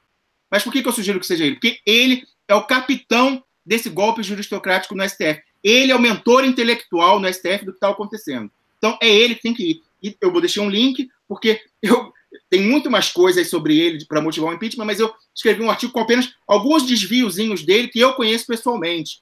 Mas tem muitas outras pessoas aí que podem agregar mais coisas sobre a motivar a abertura de um processo de impeachment. Terceiro lugar, em uníssono, a classe política fazer coro com os juristas e repudiar publicamente todas as inovações penais do caso Lula, dizendo claramente o que eu falei, que os juízes extrapolaram os poderes que lhes foram outorgados pela soberania popular via Constituição e atuaram com desvio de função e finalidade, claro, num lawfare. Então é aquela questão de questionar a legitimidade do poder. Não é parar de fazer a crítica, Wellington, a crítica pessoal. Ai, foi o relator que se comportou de forma... Ai, é o juiz Moro que tá... Não. É o judiciário. Se você quiser ressalvar, você fala, não, tem juízes que ainda se comportam como magistrado, mas a instituição extrapolou o mandato constitucional. Então, está rompido. Ela acabou, não, o mandato está revogado. Então, a classe política, como detentora, representante da soberania popular, é quem tem a legitimidade para falar isso. Eles extrapolaram e o mandato está revogado. Todo momento que eles passarem além do mandato, está revogado automaticamente. Quarto, e aí eu já estou chegando, a pólvora, mas assim, não é a pólvora, não é de dar tiro necessariamente, a pólvora pode ser outro tipo de ataque. Então eu falo, usar os dossiês cabeludos de ministros com enorme tino comercial. O Rubens falava do pessoal lá ganhando acima do teto e eles ainda querem ganhar por fora. Então, bater de frente com o judiciário é desacralizá-lo. E nessa quadra moralista do Brasil que a gente está, é mostrar que eles são imorais também. Mais ainda. Mais imorais, eles querem se arvorar de reserva moral da pátria, vendem sentença torta e a direito. Então, falar de venda de sentença, isso aí todo mundo sabe, gente. Tem ministro ali do Supremo Tribunal Federal que é conhecido, fez a vida inteira vendendo sentença. Pelo amor de Deus, se eu sei disso, eles sabem também. Então, olha, falar venda de sentença, tráfico de influência dos parentes que eles usam para captar cliente, genro, filha, ou o escritório que eles deixam lá, né? Falam, eu estou afastado, mas o escritório continua com ações no STF, esses conflitos éticos, né, na captação de cliente. Aí é a questão, né, Wellington? Aí você sabe bem disso. Eu acho que nesse primeiro momento a gente não precisa nem chegar ao mais escabroso, que é o tráfico de drogas. E a gente sabe que ali é mais de um. É mais de um naquele Supremo Tribunal Federal. Mas, enfim, isso é a bomba atômica por enquanto de dissuasão. Mas, enfim, tem que olhar isso. Então, assim, guerra é guerra. Eles romperam os códigos. Não tem mais convenções de Genebra, de direito humanitário, que não pode arma química. Eles estão apelando para tudo. A gente tem que apelar também. É assim. E eu quero ver os políticos do PT fazendo isso. Não tem que ser eu. Tem que ser a liderança. A gente é uma tropa desgovernada e sem liderança. Então, assim, eu falei, aí falou, mas vai ser sangue na rua, tal. Eu falei, gente, eu acho que a gente tem que ser responsável. Não tem organização no Brasil para tentar, nada disso. Então, vamos ser bravateiro, falar, vai coquetel molotov, não sei o que. Não. O que está ao nosso alcance? O que a responsabilidade diz? Eu não vou ficar defendendo luta armada no Brasil quando eu estou aqui no meu conforto da Suíça. Não, imagina. De jeito nenhum. Eu não quero que ninguém morra. Então, o que eu falo? O que a gente pode fazer? O caminho é o da insubordinação civil, coletiva, organizada e crescente, puxada pelo PT e por Lula, que é quem tem que liderar e dar o exemplo. Então, qual foi o exemplo ruim que ele deu? Na sexta-feira, com o passaporte. Ali era o momento de mostrar. Não podia ter feito aquilo. Aquela foto lamentável do Zanin entrando com a maletinha e a cara cabisbaixa, aquilo foi péssimo. Na véspera ele falou que ia peitar, no dia seguinte vai o advogado ali, não, acabou isso. Não, é enfrentamento. E altivo, quer pegar meu passaporte? Tá aqui, encarando e olhando. Assim, sabe? Olhando com a cara, a imprensa nacional registrando. Então, assim, e o primeiro passo, e aqui eu vou fechar a minha participação hoje, acredito, é o seguinte: tem que começar a chamar as coisas pelos próprios nomes. Acabou a fase de eufemismo. Não dá mais. Então, agir de acordo com as palavras. Então, fala que é golpe, age como é golpe. Fala que a decisão é arbitrária, age como se a decisão fosse arbitrária. Então, o tempo do cretinismo parlamentar, né, que o Marx inventou, que aquele pessoal já está no sistema e acredita que a luta política, a luta regimental, questão de ordem, acabou. E aí, como eu falei, né, já na semana passada, que a originalidade brasileira emendou o Marx, né, fez novas categorias de cretinismo. Então, a esquerda brasileira, além do cretinismo parlamentar, tem o cretinismo judiciário, que é essa que acha que Não, porque aí né, fica, como você falou, né, Wellington, abre live de político do PT com mandato, não, porque o Zanin vai fazer isso, e aí vai recorrer, e aí vai fazer, e não, é o cretinismo judiciário. Isso não, eu não quero ouvir político do PT falando de recurso do Dr. Zanin. Eu quero ver ele falando da luta política, da articulação com a sociedade para peitar o judiciário institucionalmente. O problema é a instituição, não é o Moro, não é o Gebran, é a instituição. Está na hora de chamar o blefe, falar, dar o nome aos bois. Então eu vi a nota do PT falando setores do judiciário golpista. Não, o judiciário é o golpista. Se você quiser fazer uma média, você fala o judiciário está no golpe, salvo as exceções pessoais. Porque a maioria é golpista, meu Deus. Vamos parar de falar, são setores, é 90%. Vamos falar a verdade. Está na hora. Então, acabar com esse cretinismo, então, judiciário, cretinismo midiático, Wellington, o que você falou, de ficar dando entrevista para a Globo, ficar dando entrevista para a Folha de São Paulo. Me desculpe, senador Lindbergh Farias. Como que o senhor deu entrevista hoje para a Folha de São Paulo? Não dá. Não dá nessa altura do campeonato. Então, vocês estão legitimando a atuação deles. Eles fazem essa militância, falam, não, mas a gente dá voz ao PT, as instituições estão funcionando normalmente, é uma mídia independente, a gente dá voz ao Kim Kataguiri e ao senador Lindbergh Farias. Não tem mais entrevista. E aí eu falo, isso pode pesar na reeleição, renovação do mandato de outubro? Pode, mas é o preço a pagar pelo Brasil. É o preço a pagar pelo Brasil. Então, e o outro cretinismo, que é o geopolítico, que é essa coisa de ficar com medo de ser rotulado de teorista da conspiração, paranoico, paranoide, e não falar das interferências externas. Então, eu fui alertado, Wellington, por leitores do blog, de que a presidenta Dilma Rousseff, em pleno golpe, início de 2013, deu entrevista para Russia Today 2 vezes, para aquela TV do Irã, que eles perguntaram da interferência externa, falaram, não existe em absoluto. Aí a repórter ficou incrédula, que ela foi alertada pelo Putin. O Putin falou para ela o que estava ocorrendo, da inteligência americana, usando as redes sociais e tudo, e ela falou, não, aí a repórter, não, mas aí insistiu uma segunda vez, ela recusou, não, categoricamente. Aí falou, para Dilma, o início e o fim da conspiração é o Eduardo Cunha. Tudo foi o Eduardo Cunha. O Eduardo Cunha é um demônio terrível que bolou tudo, porque ele foi... Não, gente, pelo amor de Deus, então não dá. Se a presidenta Dilma foi alertada pelo Vladimir Putin, ela pode não ter acreditado.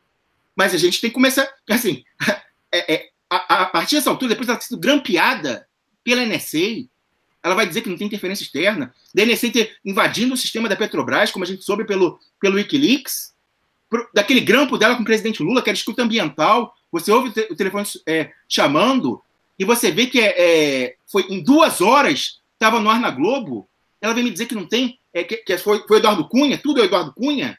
Pelo amor de Deus, não dá mais isso. Então, tem que chamar pelo nome. Então, primeira coisa, dizer claramente, por que o Congresso não aprova essas questões? Porque o Congresso é refém. Falar, o Congresso é refém do judiciário e da mídia, porque tem capivara e ele sofre pressão. Então, cada vez que vai votar uma lei, vai votar lei cancelier, vai votar lei não sei o quê, lei do abuso de autoridade, daí eles vão lá fazer chantagem, inventam e vão lá fazer chantagem, porque eles fazem de refém. Então, o pessoal que está lá é refém. Fala isso, o Congresso hoje é refém dessa quadrilha que se instalou no Ministério Público, no Judiciário, aliás, tudo. Segundo, o Judiciário é o maior inimigo da democracia.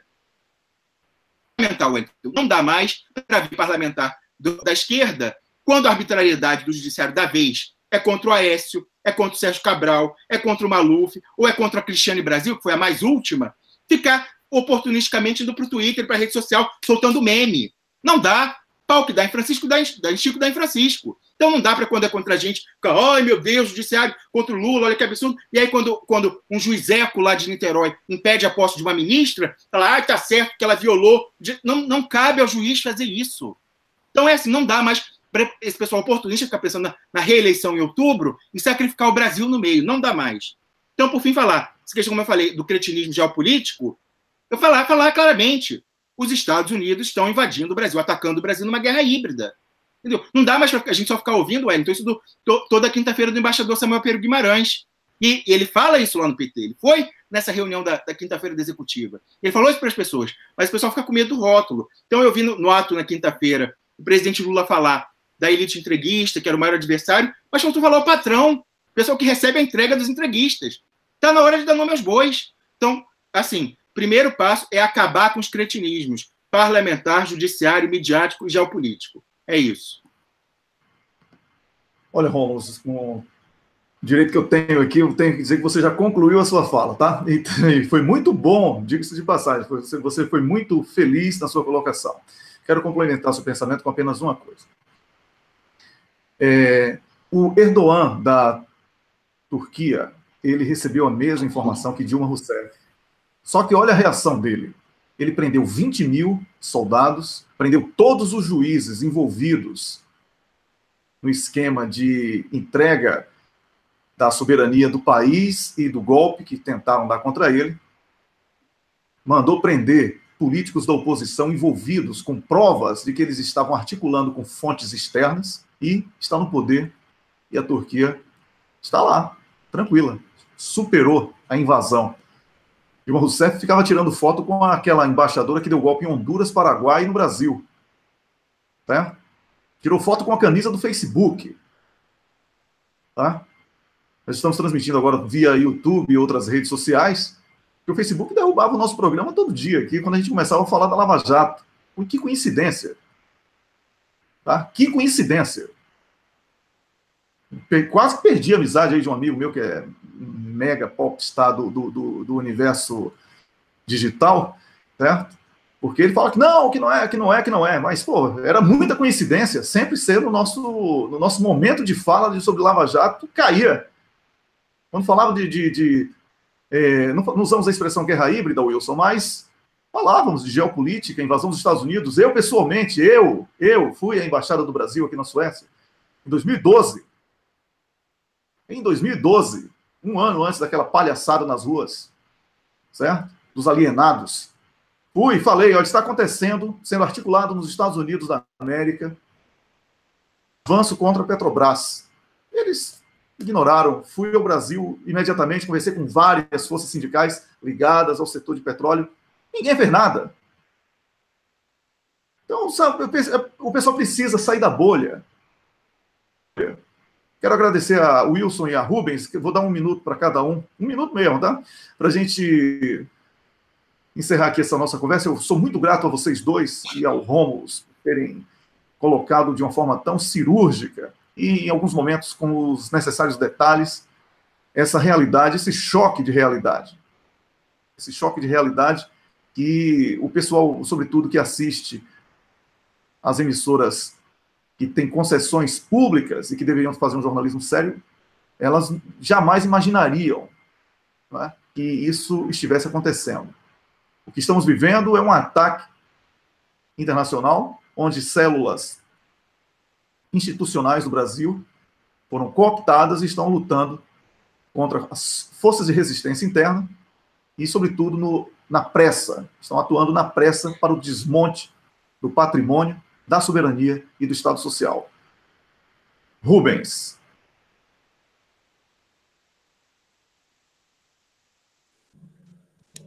Tudo bom, Ayrton.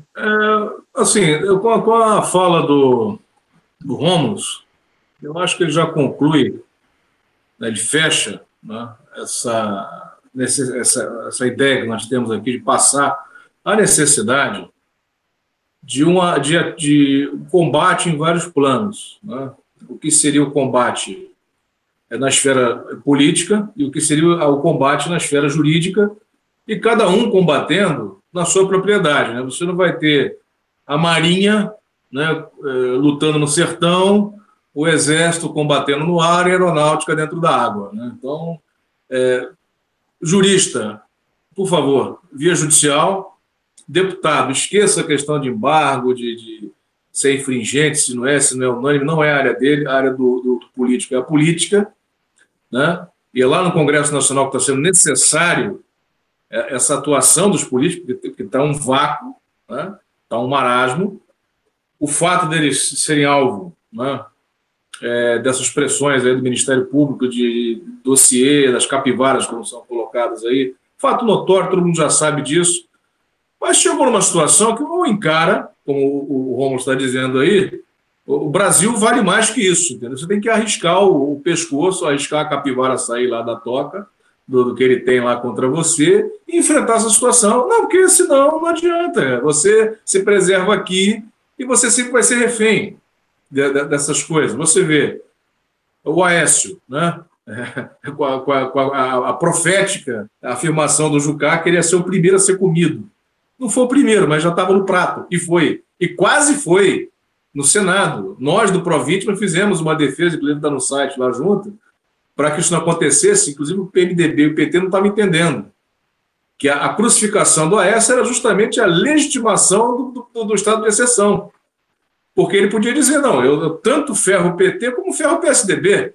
E, na verdade, o Aécio, ele estava sendo o efeito Salomé, né, iam dar a cabeça dele. Por quê? Porque já tinha lideranças querendo o espólio político do Aécio, como o Alckmin, etc. e tal. Então, para a gente, o povão, o pessoal que quer democracia, a derrocada do Aécio, pela via judicial, pela invasão do judiciário, não só não era interessante, como era nociva. E aí, assim, eu achei muito legal que a Gleisi teve presença de espírito, apesar disso pesar muito no coração dela, ela foi lá e votou contra admitir a decisão do Supremo contra o Aécio. Ela escrachou o Aécio, né? Falou e tal, que ele foi responsável por tudo isso, participou do golpe e tal, mas manteve a posição política e sábia, né? Ela controlou a emoção, usou a razão, defendeu a posição de que o Senado não podia se submeter ao Supremo, porque isso ali já seria o fim da República. Então teve uma sobrevida, estamos nessa questão do ataque. Vamos lá, está corretíssimo, e o recado é bem esse, tá? Militância, rua. Judiciário, jurista, vai no judiciário. Político, Congresso Nacional, e vai consertar isso aqui, essa lambança. Porque essas aqui são as super armas do judiciário e do Ministério Público para continuar o reino de terror. Se não cortar essas asas aqui, meu amigo, não vai adiantar o Zanin fazer 1000 peças lá, porque vai morrer na praia, porque eles têm o superpoder. Agora, se isso for retirado, aí as coisas mudam. Muito obrigado, Rubens. Desejo uma ótima recuperação. Wellington, só reforçar uma coisa do Rubens falou, toda aquela questão, todos os meus colegas juristas, nossos colegas, né, Rubens, juristas que estão se pronunciando, vamos fazer isso entrar no processo, que nem o Rubens fez, a peça Amicus Curiae. É bonito escrever livro, é importante falar para a sociedade, mas tem que constar dos autos. A gente escreveu uma chuva de Amicus Curiae, ficou só a do Rubens lá sozinha, que eles não tiveram dificuldade de ignorar na quarta-feira. Então, colegas juristas, vamos nos engajar. Tá bom, Rômulo. Tá bom. Rubens, mais uma vez eu agradeço a você, desejo uma recuperação rápida aí. Sexta-feira vamos estar juntos no programa Duplo Expresso, logo cedo, que você já esteja curado aí da conjuntivite, tá? E você continue firme e forte aí nessa luta que tem demonstrado realmente ser um combatente indispensável. Wilson, antes de passar a palavra para você, eu quero dizer o seguinte, que há o Rubens citou aí um vácuo no parlamento, eu vou dizer aí mais, há um vácuo de liderança. Se Lula cair nesse engodo de paz e amor, o pescoço dele vai ser cortado, ele vai fazer como Saddam. Saddam morreu convocando para a luta. Até hoje ninguém consegue engolir a invasão no Iraque com o falso argumento de existência de armas de destruição em massa. Graças a Saddam Hussein. E no julgamento, disse quem era George Bush, quem era Tony Blair. Certo? É isso que tem que ser feito. É isso que tem que ser feito. Vou fazer aqui uma confissão, que era papel do pessoal do PT e não meu. Certo? Enquanto o procurador lá do Ministério Público estava fazendo aquele discurso vazio, citando esse e aquele, para dizer que tinha estudado alguma coisa, a TV Band colocou lá na legenda o resultado do julgamento 3-0. Eu recebi isso imediatamente no WhatsApp, um grupo muito ativo que eu tenho, e imediatamente eu mandei para o doutor Zanin. Imediatamente. E ele respondeu assim: que absurdo. Eu acho que talvez ele tenha visto um pouco depois, mas esse acontecimento, ele justificaria um grande estardalhaço dentro daquele circo sem lona armado pelo TRF-4. Aquilo ali era para ter... Aquilo ali foi a chave para a gente cancelar, parar, entrar com outro pedido na justiça imediatamente, enquanto estava rolando, denunciando fraude. Entendeu? Porque não adianta querer ficar tirando selfie na rua com o eleitor, achar que é político popstar e não agir. Não adianta dizer que é jurista, fazer livros bonitos e, porque condenou a decisão da justiça, não sei quantos juristas denunciam, não sei o quê. Tem que ir para o combate. Fora isso, Wilson, a vaca vai para o brejo. Você agora com a palavra. Bom, eu quero sintetizar aqui minha fala, o que a gente conversou até aqui, em alguns pontos. Bom, essa questão da guerra híbrida, né? Que muitos falam, eu mesmo no meu blog, né? Muitos leitores falam, isso é teoria da conspiração. Até colegas do meio acadêmico, né? Que sempre muito racional, isso é teoria da conspiração. Eu vejo essa coisa que paralisou o PT, né, em relação à guerra híbrida, eu acho que é um dos efeitos deletérios da indústria hollywoodiana planetária, tá? É o que eu chamo assim de lógica do agente Fox Mulder, da série Arquivo X, que teve um episódio em que foi um dos episódios em que ele foi convidado num congresso de ufólogos, né? Ele foi participar, né, como um cara dos Arquivos X, e alguém perguntou para ele, puxa, mas o que explica Hollywood fazer tanto filme de ficção científica com discos voadores, seres alienígenas, já que o governo, enquanto o governo censura, obstrui qualquer tipo de pesquisa, não aceita esse tipo de coisa, o que explica? Aí o agente Fox Mulder falou, olha, Hollywood trabalha muito com esse tema da ficção científica, ETs, discos voadores, justamente para transformar em ficção. Então, quando isso ocorrer no mundo real, ninguém vai acreditar. Isso é coisa de cinema.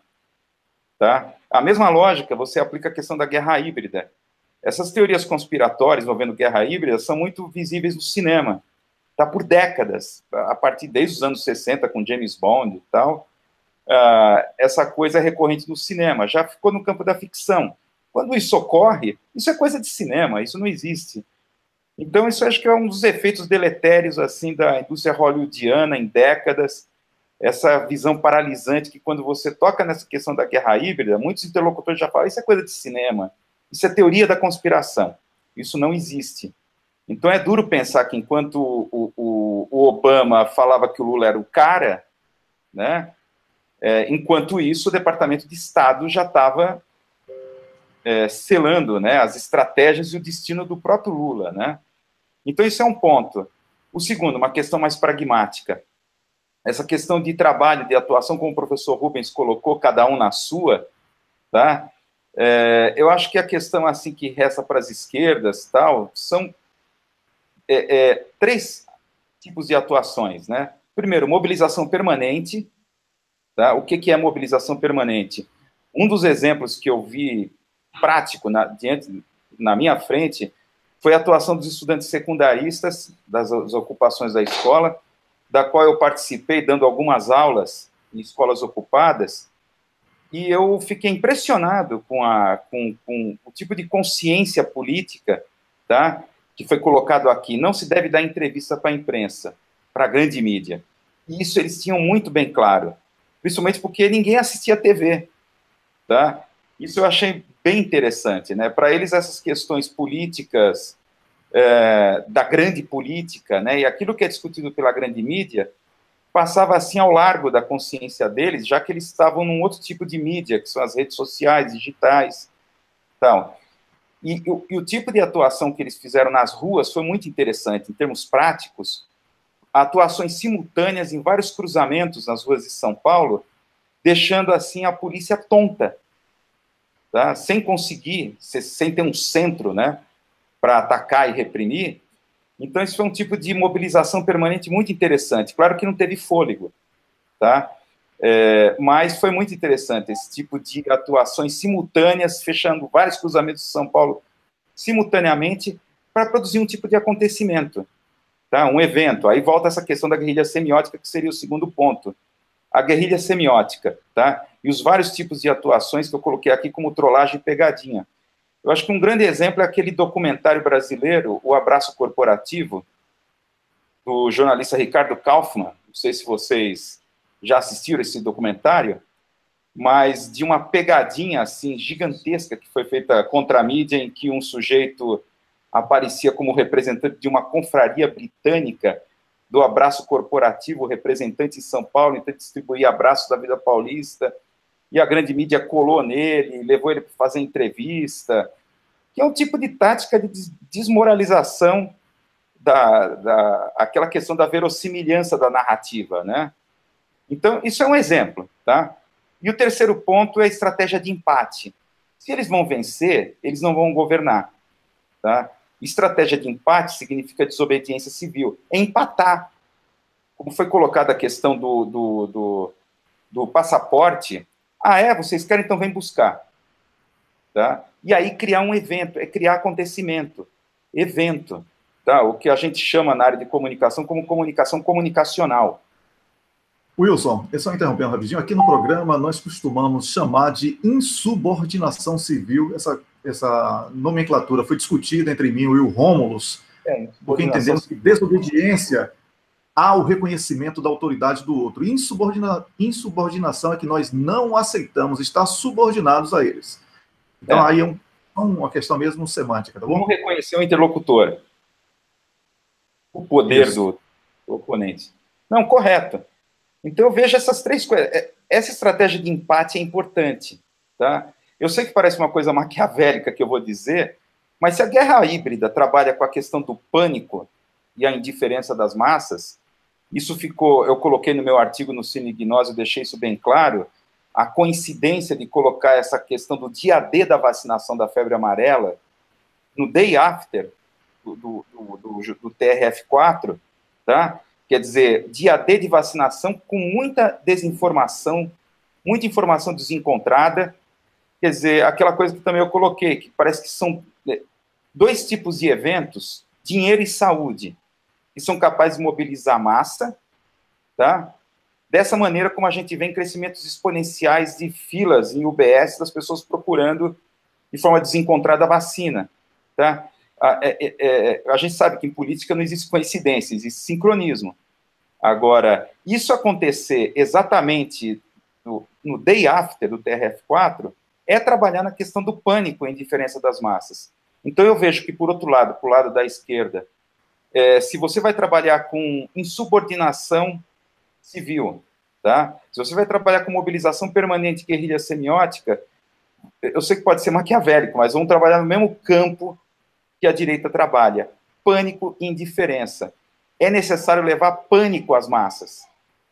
Eu sei que isso pode parecer, repito, maquiavélico. Não, mas isso é uma coisa imoral, é uma coisa ética, mas temos que trabalhar no mesmo campo. Tá? Eu sei que é um campo perigoso, porque isso pode resultar numa reação tipo golpe militar. Tá? E isso justifica uma série de coisas, mas eu acho que é necessário, a partir desse momento, já deveria ter pensado muito tempo antes, mas já que tudo ocorreu dessa maneira, as esquerdas começaram a pensar na questão midiática, tá? Fazer a militância política de voltar, entre aspas, para o banco da sala de aula e assistir bateria de filmes clássicos e recentes, somente os filmes independentes norte-americanos, que dão uma visão bastante cínica, como Obrigado por Fumar é um exemplo bem interessante. É uma visão maquiavélica, mas eu acho que um pouco de maquiavelismo está sendo necessário na mobilização política de esquerda. Tá? Então, eu coloco nesses planos, dessa maneira. Insubordinação coletiva, civil, mobilização permanente e guerrilha semiótica. Então, essas 3 coisas que eu acho que devem ser discutidas profundamente. Muito obrigado, Wilson. Muito obrigado, Rubens e Rômulus. Não preciso agradecer, meu colega aqui. Foi um prazer enorme. Realmente passamos nós temos mais de 2 horas. Rômulus, eu não sei se vou lhe dar não esse tempo. Temos mais de 2 horas. Eu quero fazer o jabá do Wilson. Gente, vão lá ler esse artigo dele, tá ótimo. Tudo que ele falou aqui está explicado em mais detalhes lá no blog dele, no Cinegnose. E qual é o nome, Wilson? É Complexo de Brian? Qual é o nome do artigo? A síndrome, o destino de Lula e a síndrome de Brian da esquerda. Tá bom, então. Tá recomendado aí. Então, vai ficar mais fácil. Você publica aí no Duplo Expresso, compartilha nas páginas que são parceiras, tá bom? Para ampliar, dando o link do original, para ampliar também o alcance do Wilson.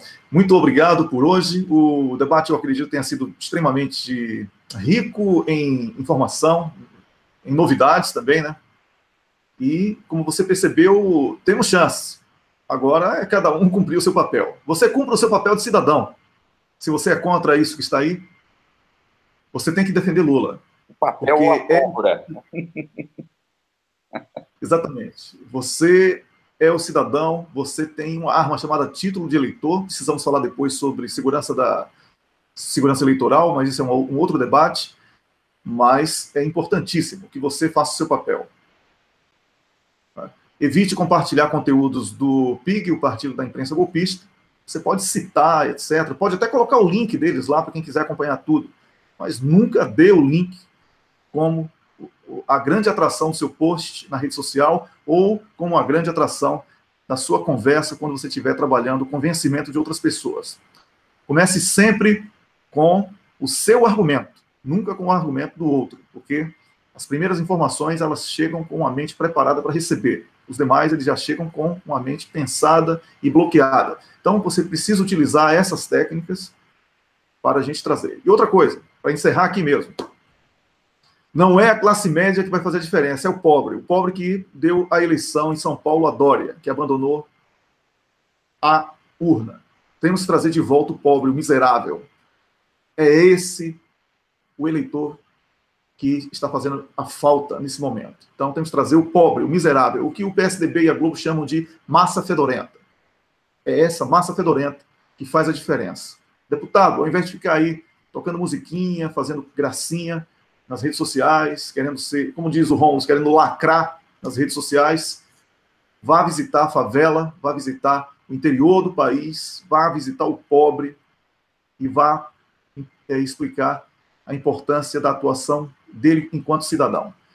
Obrigado, boa noite. Amanhã, às 6 da manhã, 6 da manhã de Brasília, estaremos de volta com o Duplo Expresso, eu, Rômulus, o João Vicente Goulart, nosso comentarista de política, da segunda-feira, e o Carlos Krebs, que também vai fazer comentários sobre arquitetura, design e empatia. Obrigado, Wilson, Rubens e Rômulus. Até amanhã para você que acompanhou e obrigado pela companhia.